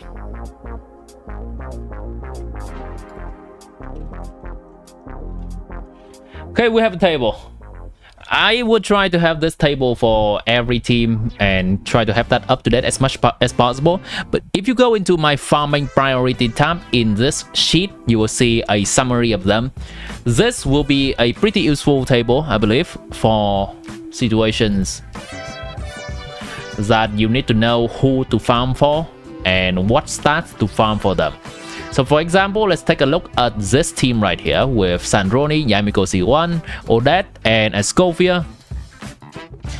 We will see that the thing that improves damage the most is Sandroni attack talent, followed by Odette skill talent, followed by Sandroni burst talent, then Sandroni skill talent, then Yaimiko skill talent. After that is Escovia skill talent. You don't have to memorize that. You can take a look at this table, and my sheet always has that. And I have colored them so that the thing that has bolder color is the thing that's more important. Odette's substat is somewhat important, but not that important. It's better to get better stats for Sandroni and better stats for Yaimiko on artifacts. These are regarding the levels of the character. We see that comparing to level 90, having Sandroni at level 79 is negative 2.3%, and Sandroni at level 81 is negative 1.2%, and so on. So this will give you a pretty good idea on what to focus on first when you're trying to farm for your team. Basically, we are cooked throughout Snatchnoya if we don't get Odette. I think Odette is a pretty nice to have character. Of course, we can cope with Cryo Traveler, and Cryo Traveler is a pretty good character. But Cryo Traveler in multiple teams are still playing with Odette, so there is something there. I think an account is capable of coping with the Odette for a few patches and wait until, say, Sarissa Lex comes out and finally make a decision. If Sarissa is not a character that steps onto Odette's toes, then we can get Odette later on, that's fine. You only have Mist Splitter on your account. Is it worse than both Traveler Sick and Harbinger of Dawn for its passive being dull? Mist Splitter is slightly better than Traveler Sick for Odette, right? For Odette. Well, they are the same, basically. They're very much the same. use the one that works better with your artifacts, because Traveler 6 is crit rate and Mist Splitter is crit damage. So just use the one that works better for your artifacts. Both of them do not have a passive for Odette. Mist Splitter do not have a passive for Odette at all. She doesn't care about damage bonus. Oh, I should mention. Right. I should mention for people who may not be in the know. Odette's artifact stat should be Attack Sands, Attack Goblet, and Crit Circlet. Crit depending on whichever is getting you closer to 1:2 crit ratio. If you have a crit rate weapon, it's likely that you're gonna use a crit damage circlet. If you do not have a crit rate weapon, it's likely that you're gonna use a crit rate circlet. And the artifact substats for Odette.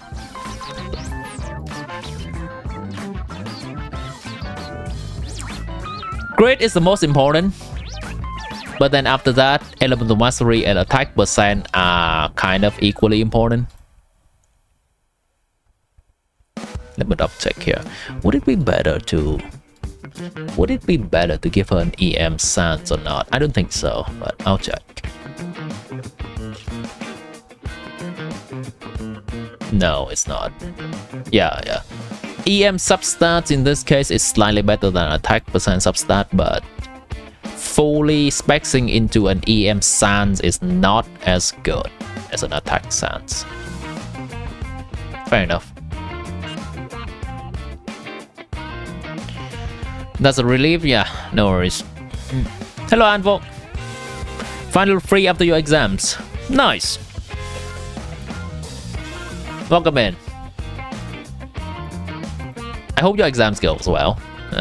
Or at least you're gonna have some peace and quiet.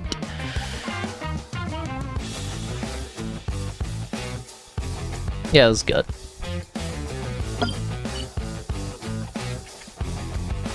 Hold on, I need to check something.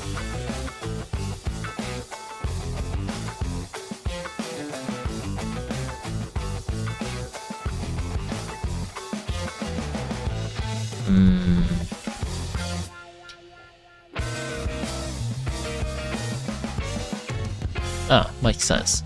Yeah, I see what's going on here. Yeah, attack stat is important until she reached 3000 attack. Yeah. That's what it is. She has a passive that increases her personal damage up until 3000 attack. So attack stat for her is pretty nice.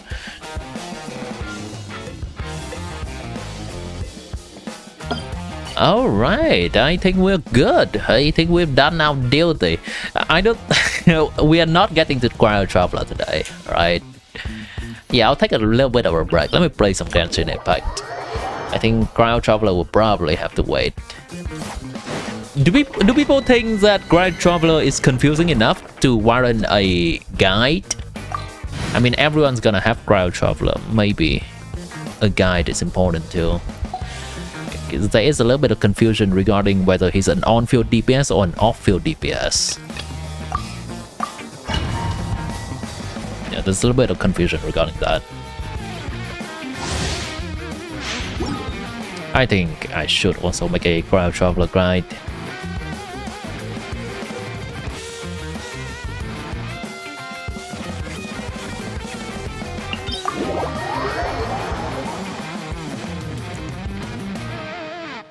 After I farm these damn artifact domains, that's what it is.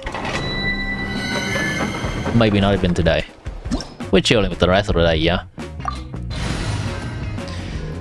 Chat, if you are pulling for Odette, save your fragile resin or whatever this resin is. Transient resin. Save this thing. Because Odette is coming out within 13 days. And if you want to farm for Odette fast, save these. Many of Odette's material can only be farmed in a new map. Both the talent books and the new bosses. Everyone hold hands. Share my knowledge. No more lies. I will be getting Odette. For my Sandroni team. I am not entirely sure whether I'm gonna get Odette on my old account too, even though it seems extremely enticing to get Odette. She's a pretty good generic character. She's a pretty damn good generic character. I think the comparison of Odette being Columbina Light is pretty accurate. I see everything. The Temple of Wisdom. It all adds up.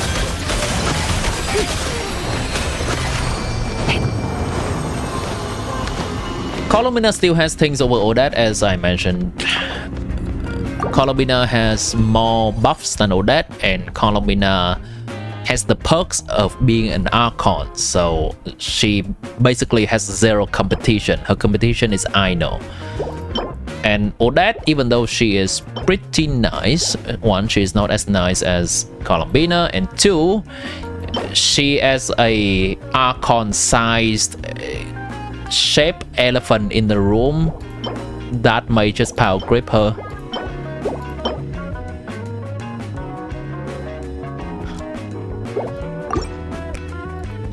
Is Sandrone, Odette, Alyosha cooked without Yai? Well, you're gonna add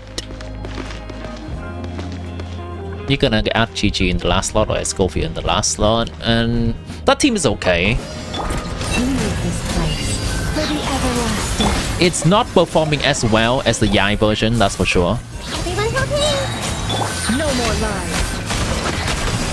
But Odette turns out to be a more valuable character for Sandrone than Yai Miko. So if you only have the budget to pull one character for Sandrone and you have to choose between Yai Miko and Odette, then Odette is the better investment.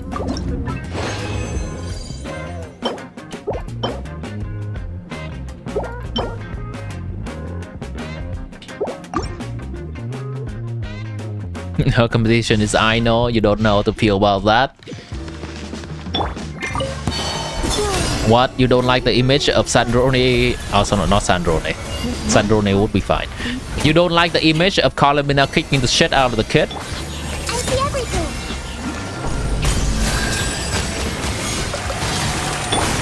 No more lies. Let's see what you're made of.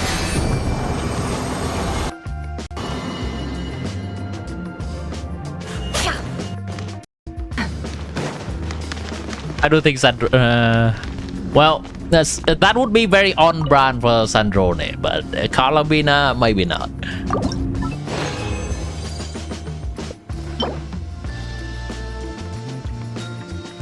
What is this artifact, man?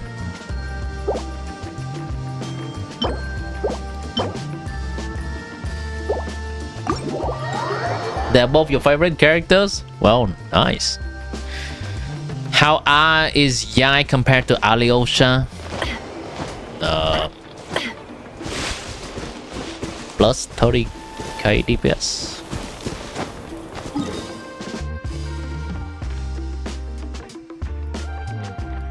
Plus 30k DPS.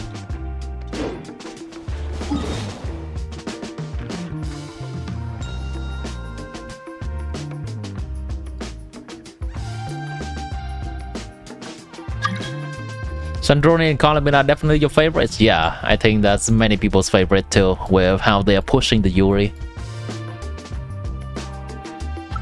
My wife and my wife's wives.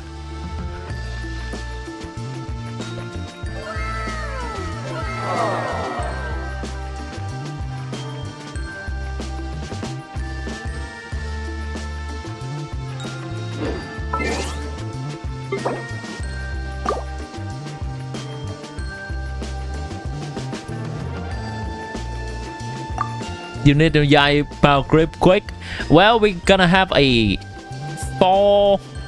3 more electro characters lining up, so perhaps there is going to be a Yai power grip soon.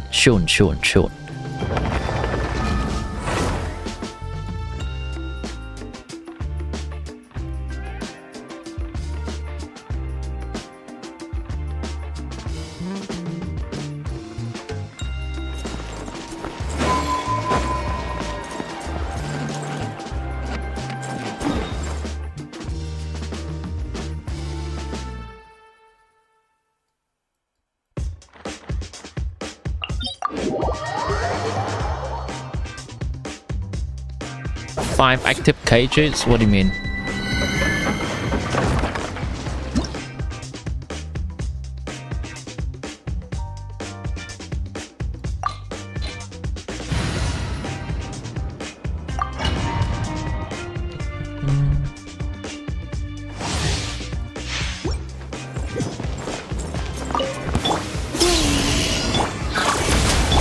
Animal Trap 63 away.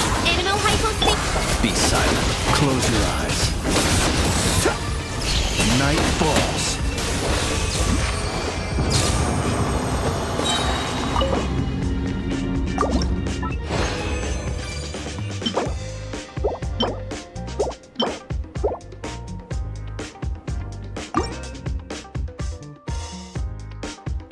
Hear you out?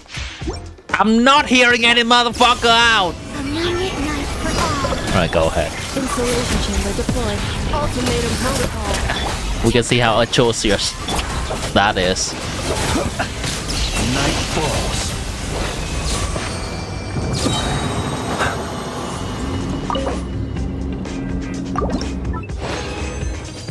I ain't hearing no motherfucker out! Get out! What if you and Sandroni share Bina?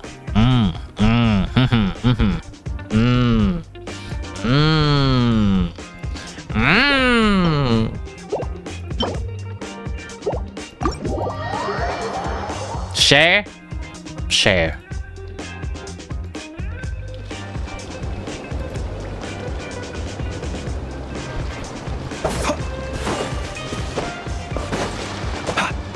Would it still be nod-krai if I consent? Or would it become nod-krai because I consent?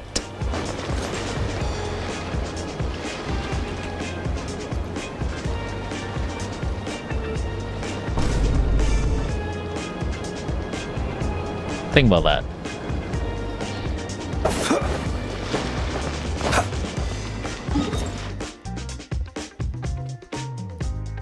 Hello, Miku Daigo Lemon. Welcome in.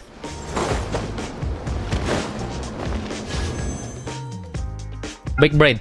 Big brain. She's basically 3 moon goddess. That's right. She can be shared 3 ways.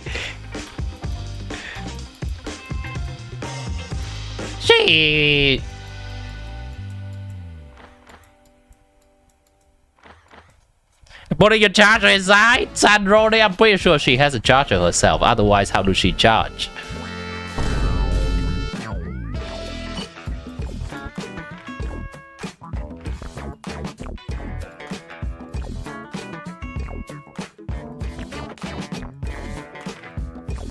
What am I doing?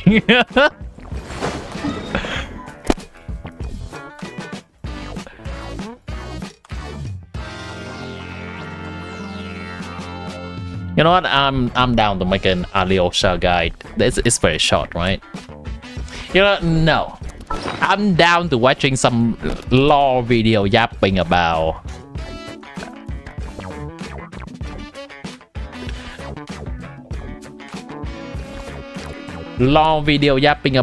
how Mother Sarissa is.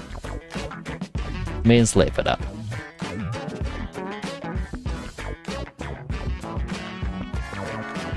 There we go. Mother of Canria.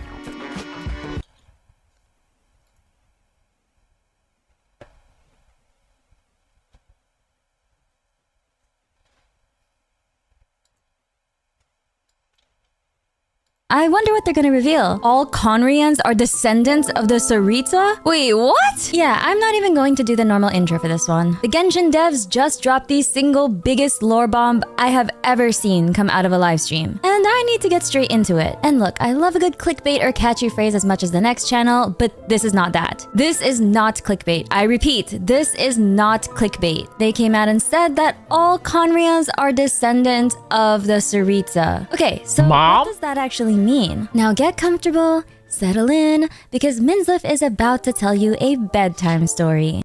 Okay, very cool, very cool. 17 And minutes. it comes from an Endgame book called Hymns of the Far North. It starts with a young man named Satalainen. Cheerful, fair, kind-hearted, noble-born, and nobly raised. The gentle and valiant hero type. He rides across the forsaken Isle of Hisu No way. a dark, fog No way, this is the island in the visual. far north that the gods had sealed off. All this to court a woman, the daughter of Pakaisuko. But Satalainen isn't just some random young lad. He Means is live with the Sarisa's third daughter-in-law, descender, Joe. one of only 4 known beings Mom? who transcend above Tevat's laws and can actually influence its fate. Pakaisuko Something like it's Piero and Capitano would also call Sarisa mom.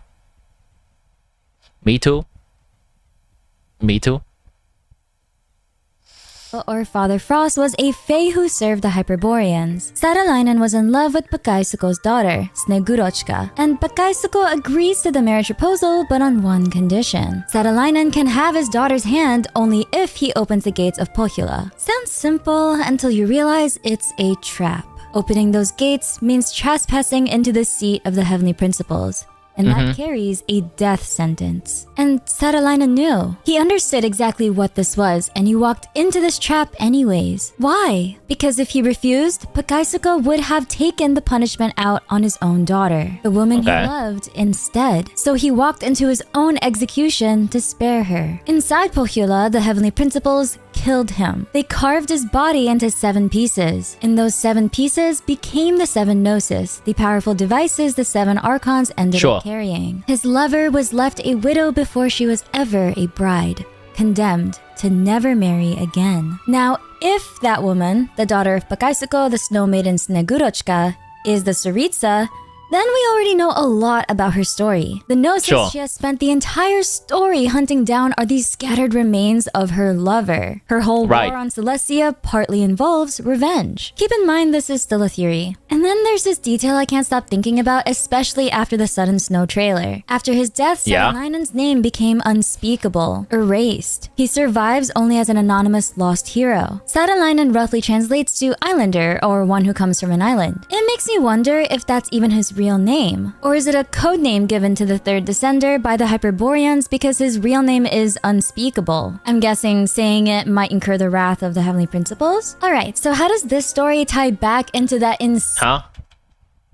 It was known to people as the primordial one. Might incur the wrath of the heavenly principles? Alright, so how does this story tie back into that insane reveal that all Conrians are descendants of the Tsaritsa? What I'm about to say relies on 2 theories to be true. First, that the Tsaritsa is Snegurochka, the lover of the 3rd descender. Second, that the Tsaritsa and Satalainen, the 3rd descender, had children together. Neither of those have been confirmed as of now. These are theories, and for the rest of this video, I'm going to be walking through said theories. So just keep that in the back of your mind. Okay, if both of those are true, this means every Conrian descends from the children of the Tsaritsa and Satalainen, which means Conrians have the blood of a descender running through their veins. Now, if you're the principles, suddenly Conria looks a lot scarier, right? Picture an entire nation carrying the blood and maybe the power of the 3rd descender. Because here's the thing, the only force strong enough to stand against a descender is another descender. So if that's what Conria really is, a nation of descenderlings, then the heavenly principles has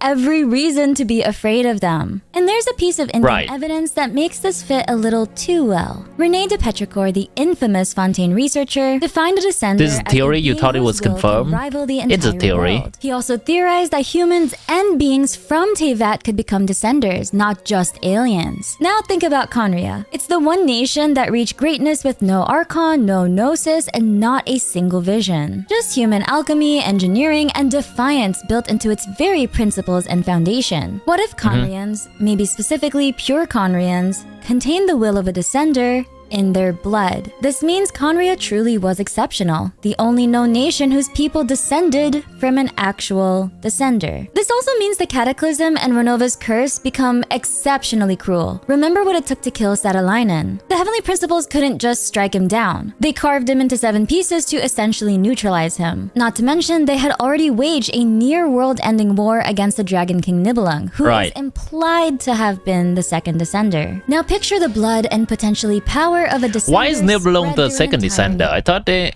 Okay, the title of Descender is kind of confusing. Nibelung was originally from Teyvat, right?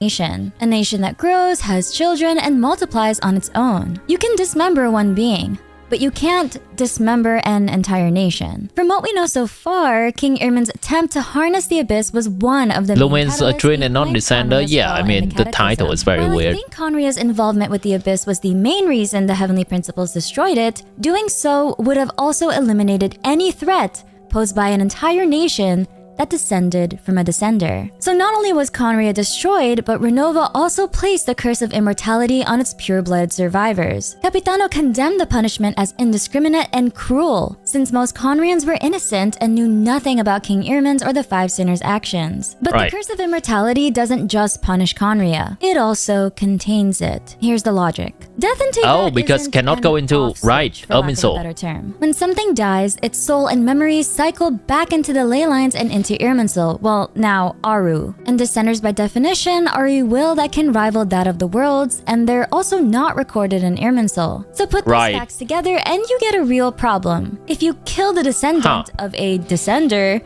where does that essence or soul go? The curse of immortality and the curse of the wilderness prevent Conrians from returning to the natural cycle of life and death, leaving their souls trapped in curse-eroding bodies. The purebloods got immortality with their minds intact, which is arguably the crueler sentence, since it means living forever with the regret. The mixed ancestry Conrians, like Caribert and Diridith, got the wilderness curse instead, and became the Hilichurls and monsters we fight today. So because Conrians can't die, their souls or data can't go into the ley lines. People with the blood or power of a Descender, essentially a will that can rival an entire world, being inside the ley lines, might be a problem for someone like the Heavenly Principles. All of this also tells us that the Sarita might be really old, like probably as old as Zhongli old. The Gnosis were made from Satalainen's body, which means he had to exist before they did. And the Gnosis were already around going into the Archon War roughly 6,000 years ago. So Satalainen predates all of that, and that seems to line up with when Conria was founded. Think back to the War of Funerary Flame, the war between the Heavenly Principles and the Dragon King Nibelung, where the world and the moons got torn apart. That's the war that wiped out entire civilizations like Salvindagnir, the one that used to sit on top of what's now Dragonspine. And there's a specific item that pins the date for us. The Scribe's box from the Dragonspine World Quest mentions hearing of people building a new nation without gods, one that might have the power to stand against this world. That's Conria in its earliest form, and that's about 6,000 years ago. Satalainen and the Sarita could have had children before the War of Funerary Flame. Those children grow up and go on to have their own, and generations down the line, you get the civilization of Conria. Now, I know exactly where some of your minds just went. Does this mean Conrians are, keeping it in the family? Their family tree is a wreath? No, and here's why. Conria has been around for something like 6,000 years, so by the time you're that many generations deep, the bloodline is very diluted. On top of that, Conrians weren't a single pure-blooded people to begin with. They were also a mix, people from all over Teyvat who moved to Conria and settled there for generations. Caribert's own mother, for instance, had roots in Mondstadt. While yes, the Conrian aristocracy was famously obsessed with pure blood, I don't think that held for the rest of the population at all. And this is where it gets kind of poetic and makes me tear up a little. Conria spent its entire existence hunting for a descender. The Crimson Moon Dynasty was fixated on finding one. The Eclipse Dynasty went as far as tracking the arrival of the Traveler and their sibling from outside the world. I'm going to read something real quick. Animal, Geo, Electro, Dendro, Hydro, and Pyro, long ago all 7 nations lived together in harmony. But then the Celestial Principles declared war on us, and everything changed. Only the Descender, the master of the 7 elements, could have stopped them. But when the world needed him most, he vanished. 500 years passed. The player finds the Descender, a blonde-haired man named Aether. Although he possesses tremendous abilities, he still has much to learn before he can help anyone. But the player believes that Aether will save this world. Who is the player? And what is that excerpt from? world. This whole nation searched the heavens for a descender and never once thought to look at itself. The very thing they were chasing was in their own blood the entire time. According to the 7.0 livestream, How do they alchemy not know? is straight up banned in Snezhnaya, partly so that Snezhnaya doesn't end up becoming another Conria or Hyperborea. Alchemy was the exact thing Conria excelled at, especially Chemia, the art of creating life. What I'm about to say is only a theory. If the blood of a descender spread across an entire nation, Where's this animation actually? Is this the gold with albedo animation? over thousands of years, it would naturally become more diluted with each generation, right? In other words, Conrians may still carry what I'm calling the will of a descender. I don't know, Atla. I don't. Imagine Toad Descender is related to Traveler and a bit sibling in a way, sure. Oh. The intro from Avatar The Last Airbender. Wait, really? Huh? Why is that intro an emoji electrodendrohydro or something? But it has been scattered so widely that it remains mostly dormant. That would mean the Tsaritsa's direct children, potentially, carried the highest concentration of that power. From Conria's perspective, those first descendants, Tsaritsa's direct children, could have represented something close to a primordial human. This may connect to Rhindaughter's primordial human project. We know she was attempting to create an artificial human through alchemy, but it is possible that her greater goal was to recreate the qualities of those original descendants or children, a human whose will could eventually rival the world. That would align with René de Petricor's theory that someone born with So you vintage- changed it. Got it. You changed text to fit in Genshin thing. I cannot help but finding the 2D version of Ronova to look better than the 3D version. that could still become a descender. Satalainen may have already proven that it was possible. He seems to be a normal human young man born within Tevat while being a descender. Rhindaughter may have been trying to reproduce the process of a human becoming a descender artificially. So now let's talk about the Tsaritsa herself. The Tsaritsa is a Snegavik, a cryo-aligned fae, and the female form of a Snegavik is Snegurochka, which again is theory, but it lines her up pretty well to be the third descender's lover, whose name in the hymns of the far north was Snegurochka. And it fits with what the devs have actually told us, that her mission against Celestia is a deeply personal one. The Tsaritsa is gathering the 7 gnosis, which contain pieces of the third descender, while his descendants in Conria have already been nearly wiped out. Under this theory, her war is probably not just revenge for her lost lover or her fallen people. She might be trying to restore the father of Conria's bloodline and finish the rebellion his descendants never got the chance to lead. Or the Tsaritsa may be the shading of the 3D version Rona will look unfinished. Yeah, I think there's something very off about her 3D model. Not to mention her iris specifically looks kind of big. I've gotten used to that, but it doesn't change the fact that the first time looking at her model is kind of weird. I don't think she's gonna be playable in that state yet, and they probably have to trick something with the model for her to become playable, if she ever becomes playable, like how they change Sandroni model.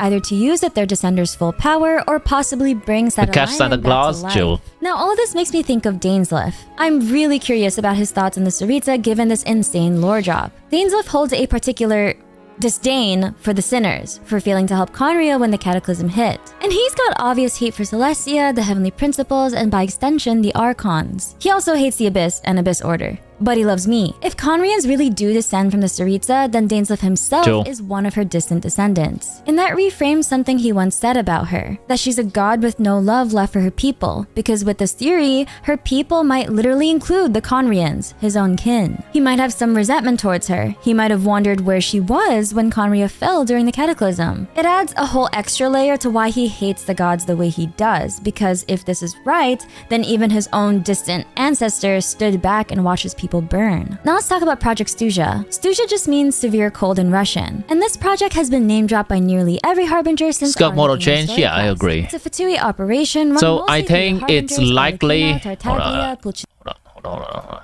I still want to hear this, so I should pause when I yap. I think it's still gonna be some time until we're gonna have a Runova playable. If we're gonna have a Runova playable, they can just have her be an boss NPC that we fight or something. They could do that. I think because they have just made her model right now, it's probably gonna take some time until they remake it and release her as a playable character.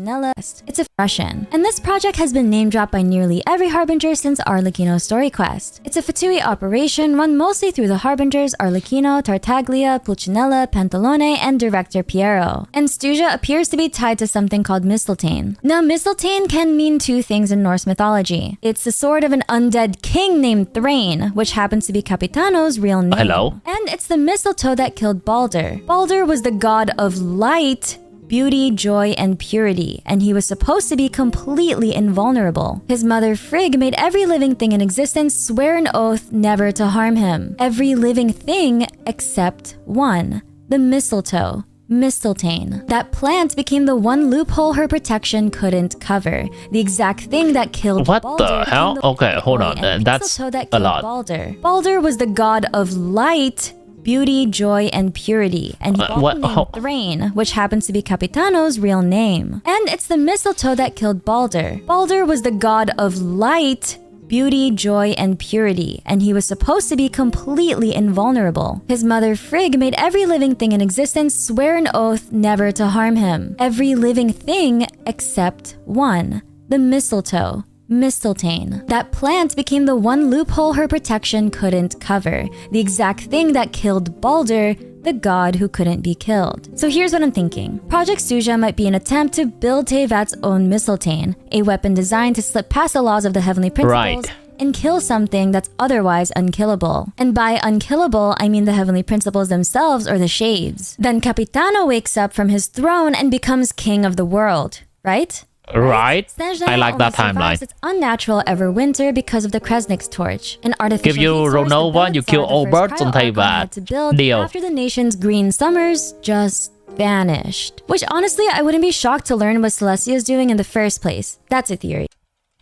Elitzar, the first Cryo Archon, had to build after the nation's green summers just vanished. Which honestly, I wouldn't be shocked to learn what Celestia is doing in the first place. That's a theory. If Project Stuja is draining power away from those torches, then the Fatui might be deliberately freezing their own nation on purpose, weaponizing Snezhnaya's supposed Curse of Everwinter instead. Basically, they'd turn Snezhnaya's greatest curse into the weapon they plan to use against Celestia. Also, remember the Abyss siblings' plan to revive Conria using the Loom of Fate? They wanted to use the Loom of Fate to rebuild the fallen nation, and to do that, they need physical land for Conria's new ley line to take root. But now I'm not so sure the Tsaritsa would agree to that.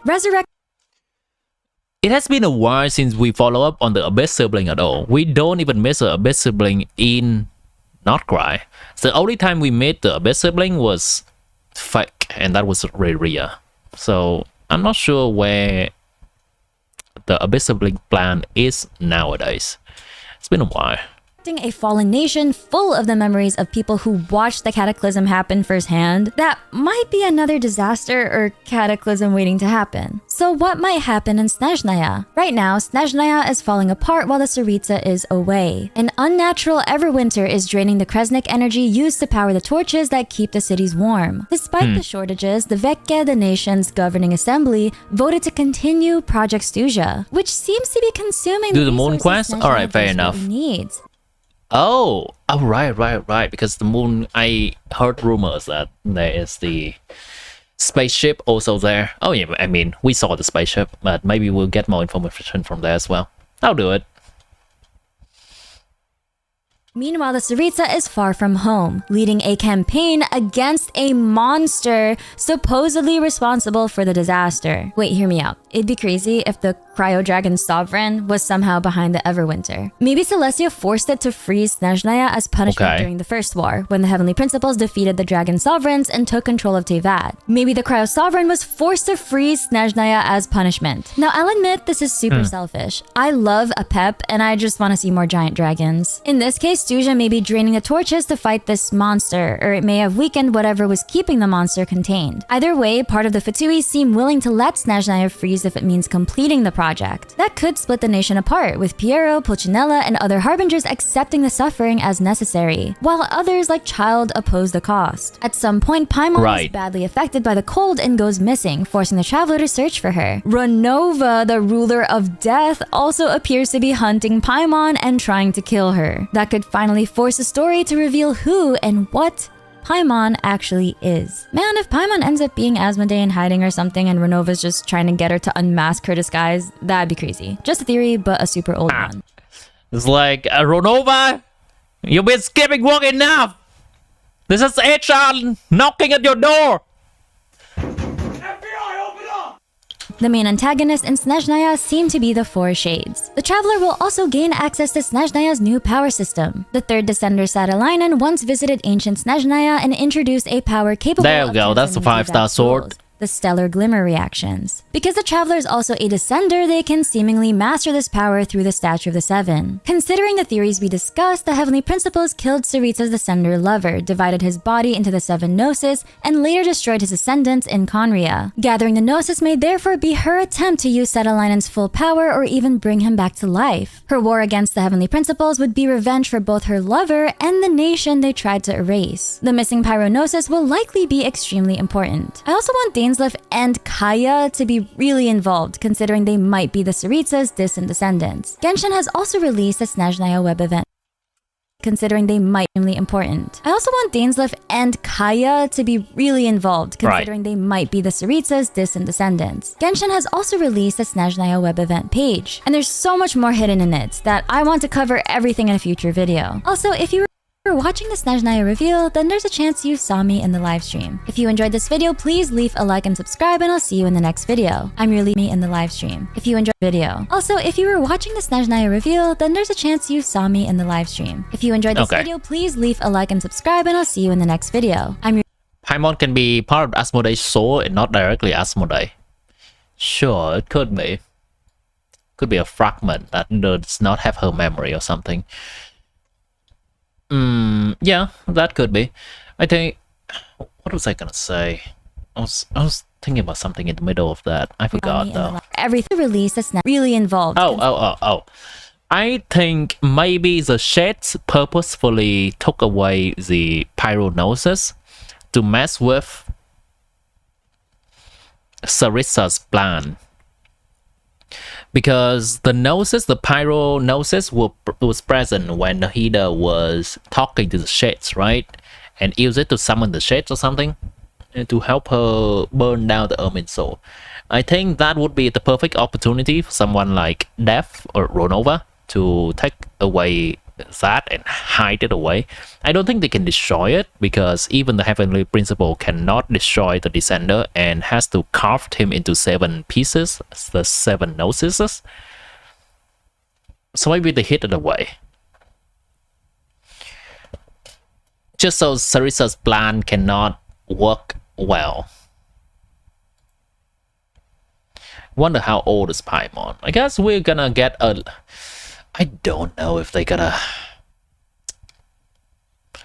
As much as I like to know more about Paimon lore, I don't think they're gonna reveal it next patch. I don't think so at all.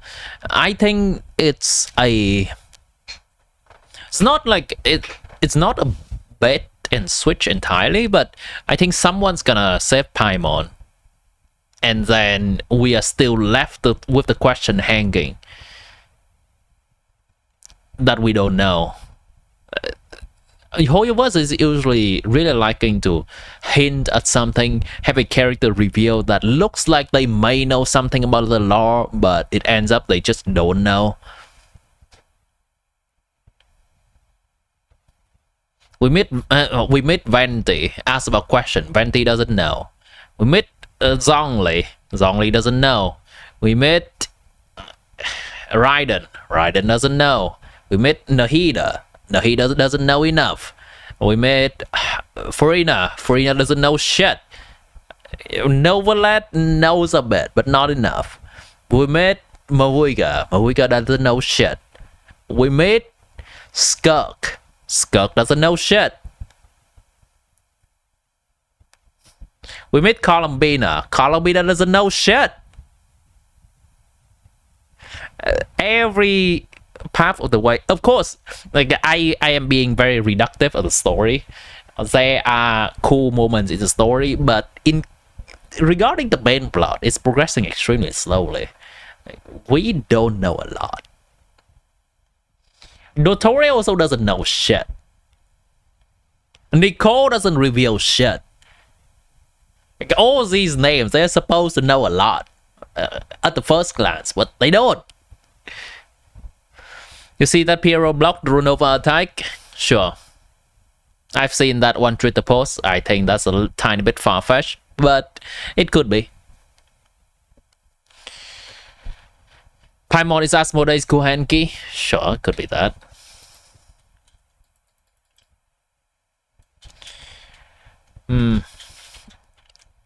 Does Catwood Blue Hat release a video or something regarding that law piece?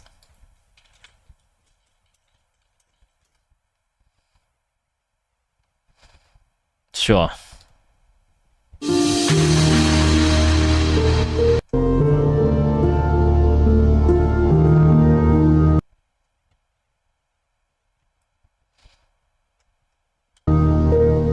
This is not Sarisa's son. He's the first Cryo Archon. Okay, sure.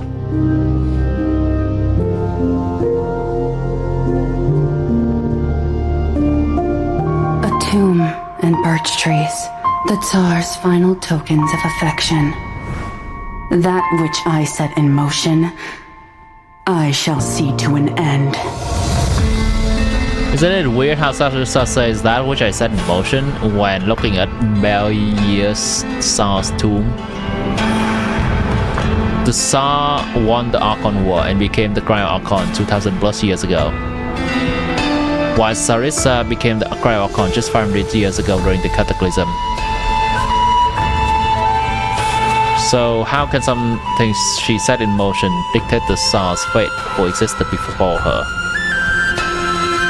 Unless Sarisa is much older than the first Cryo Archon, Belius Tsar. This is the reason why her succession as a Cryo Archon was very different compared to the other Archon. Music's so loud, actually. This starts to become more evident as you learn about the Tsar's time as Cryo Archon.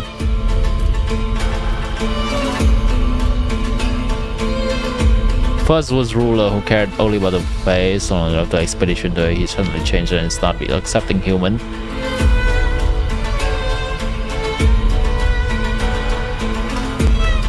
During his expedition in Borea that discovered a hibernation pod with girl inside named Asina, who he brought back. Sarisa is important because of the Tsar first appeared in Teyvat itself, conveniently appeared in the central city of the Fate during the 417 cycle. This national debt is also coincidentally the exact time when the Archon War has started in Teyvat. He claimed himself to be his second bloodline, and self-proclaimed himself to be the Lord of all Fate. However, if he really so special, it would connect him directly to Hyperborea. Hyperborea was destroyed over 6,000 years ago, yet he showed up exactly 300,000 years ago during the Archon War. His claim being the Lord of the Fates also something other Fates found no evidence for. Additionally, the elaborate mention of an experiment right before his description of his reign internationally seems deliberate, as if he himself was the creation of such an experiment, which means Sarisa has been the one pulling the strings all along, even before the Archon War. This is the reason why Tsar's death 500 years ago is so unnatural. If you look at the Archons, the only ones that died at the time were the ones who were not good at combat. Both Makoto and Egriga were gentle gods who didn't favor combat, so the two perishing during the Cataclysm makes sense. However, the Tsar was always described to be a formidable king, yet he died during the Cataclysm just as easily. It's more weird that Tsar wasn't alone, and that's fine. Kandre during Cataclysm. He was accompanied by Sukhotin, the officer of National Royal Military at the time. According to official records, Sukhotin was said to have died along the Tsar. Yet, Brer found him after the Cataclysm. He was completely changed and was much more quiet. Brer attempted to talk about what happened in Kandria, and now he ended up in nod-krai. He didn't reply. The fact that Sukhotin's transformation was specially mentioned points to Tsar's unnatural death, and the one who could be responsible for this is likely Runova. That's likely the reason why Sarisa stopped pulling strings in the shadow, and instead decided to step into the stage and become the Cryo Archon. It wasn't just me who found Sarisa's age to be weird. The three too had the same thoughts. The three always knew the right question to ask.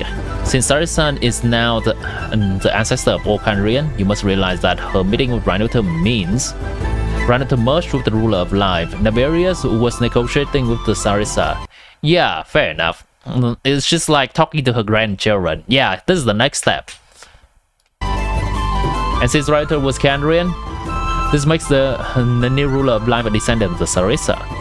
And this elevates Sarisa to the status of someone who influenced the current existence of the ruler of life.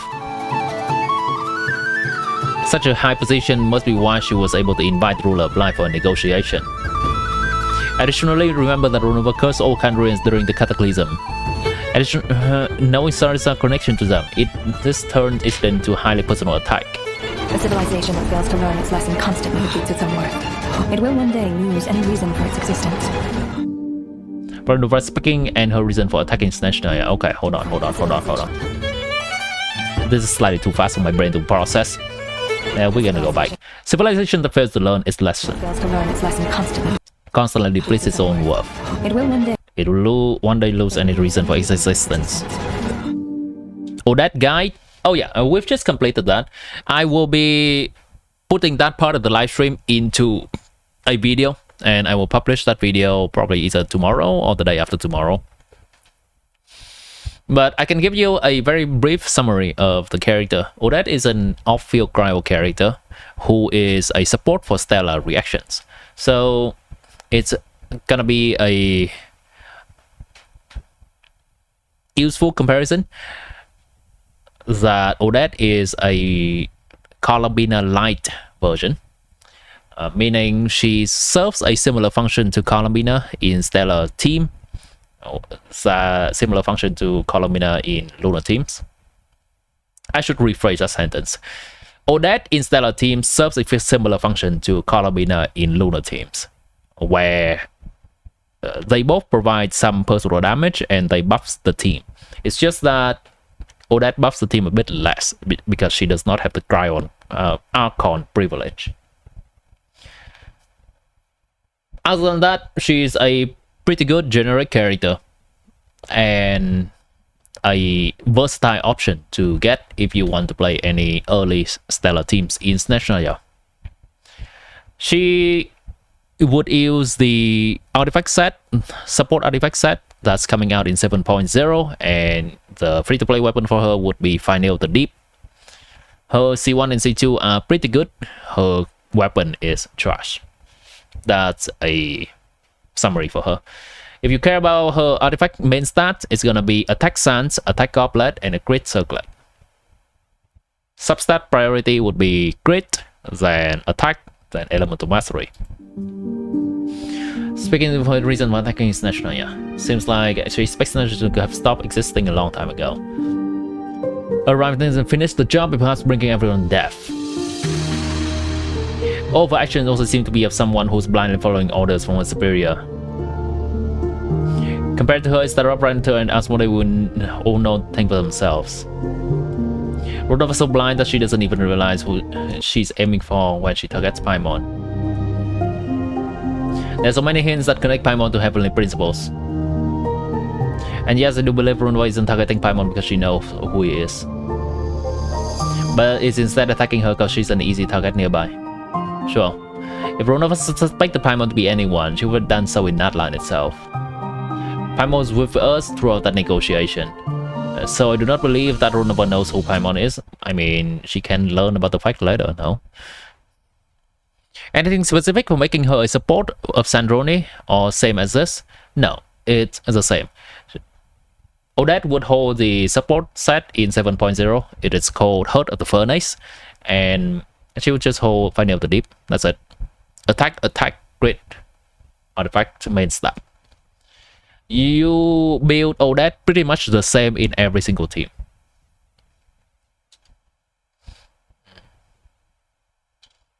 Does she have exploration? No. She has ballet dancing, if you like that. She has an idol that we can, an idol animation that we can extend by keep pressing a button. So she keeps spinning as a ballet dancer. Ballet dancing move.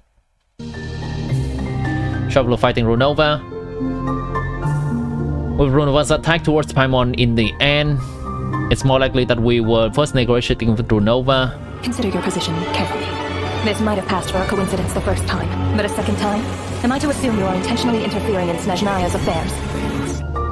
Once the negotiation failed, she decided to use Paimon, which point she target Paimon. I think so too. Well, I think the order of the trailer seems a bit weird because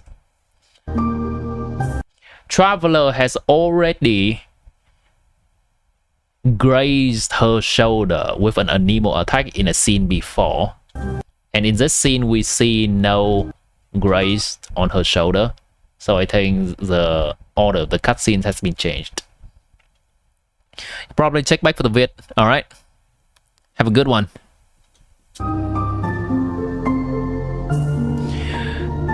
Block this attack and save Paimon, after which she would talk of leaving and returning again, to which Traveler will respond. There will be an inside. Believe this fight runa happens after the Traveler defends Paimon. Sure. It seems to be using both Electro and Cryo. You can even see the stars that represent stellar reaction pop up. As expected, Runova needs only a single finger to block our attack.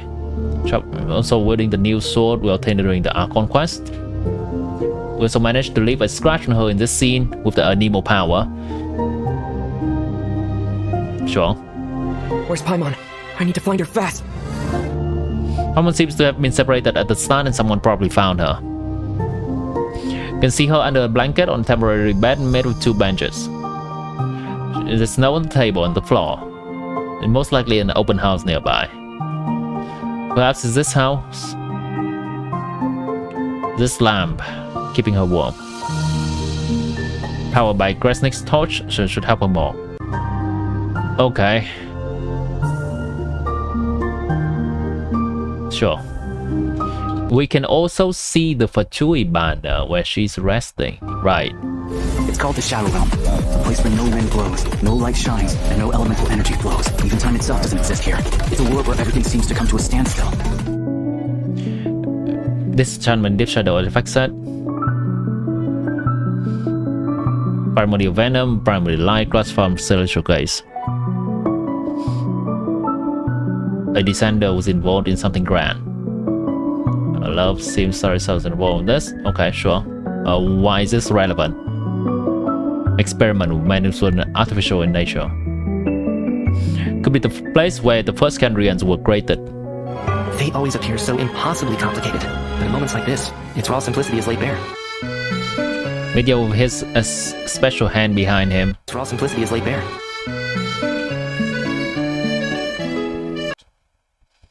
He's a scientist at the Royal Energy Commission and likely involved in Kresnik torch.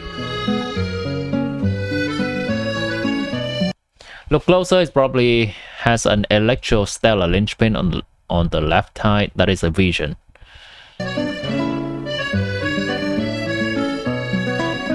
Electrovision on Valerie left arm. A measure from Armory Palace of Snezhnaya. You don't trust the trailer? Yeah. Trailer is supposed to hype things up and they change things. That's fine. Besides, look tired and likely overworked most of the time, sure. Why miss out the outfit or someone who knows how to take it easy? Stick out theater to force Valerie to relax. We don't see any vision of the Pusillanim's in these scenes. When see the Traveler and Vodyan sitting in the top right. Among the Harbingers there's Giles, Sandroni, Pantaloni. The empty seat likely belonged to Alekino.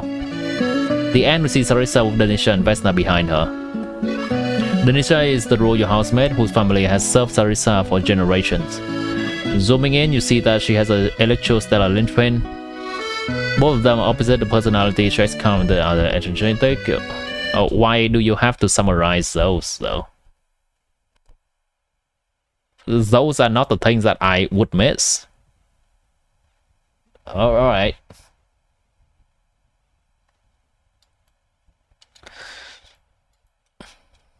All right. I think that's pretty good for the day. I'm fine with this. I'm gonna edit the Odette video, and on Wednesday I'll probably finish with the Ground Traveler and perhaps an Alyosha guide. Alyosha is gonna be very, very short though. I may just put that in between the Odette guide and call it a day. You just showed up? Alright, Coblet. You probably don't miss much. You can go back to the law stuff we watched at the end of the stream, but before that I was just yapping about Odette guide, which I'm gonna edit in the video tomorrow or the day after. But that's gonna be it for me today. Okay, let's put on some music as we're ending the stream. Bye-bye, chat. Appreciate every one of you as always, whether you're just looking around or actively participating in the stream. I'll see you around. Bye-bye.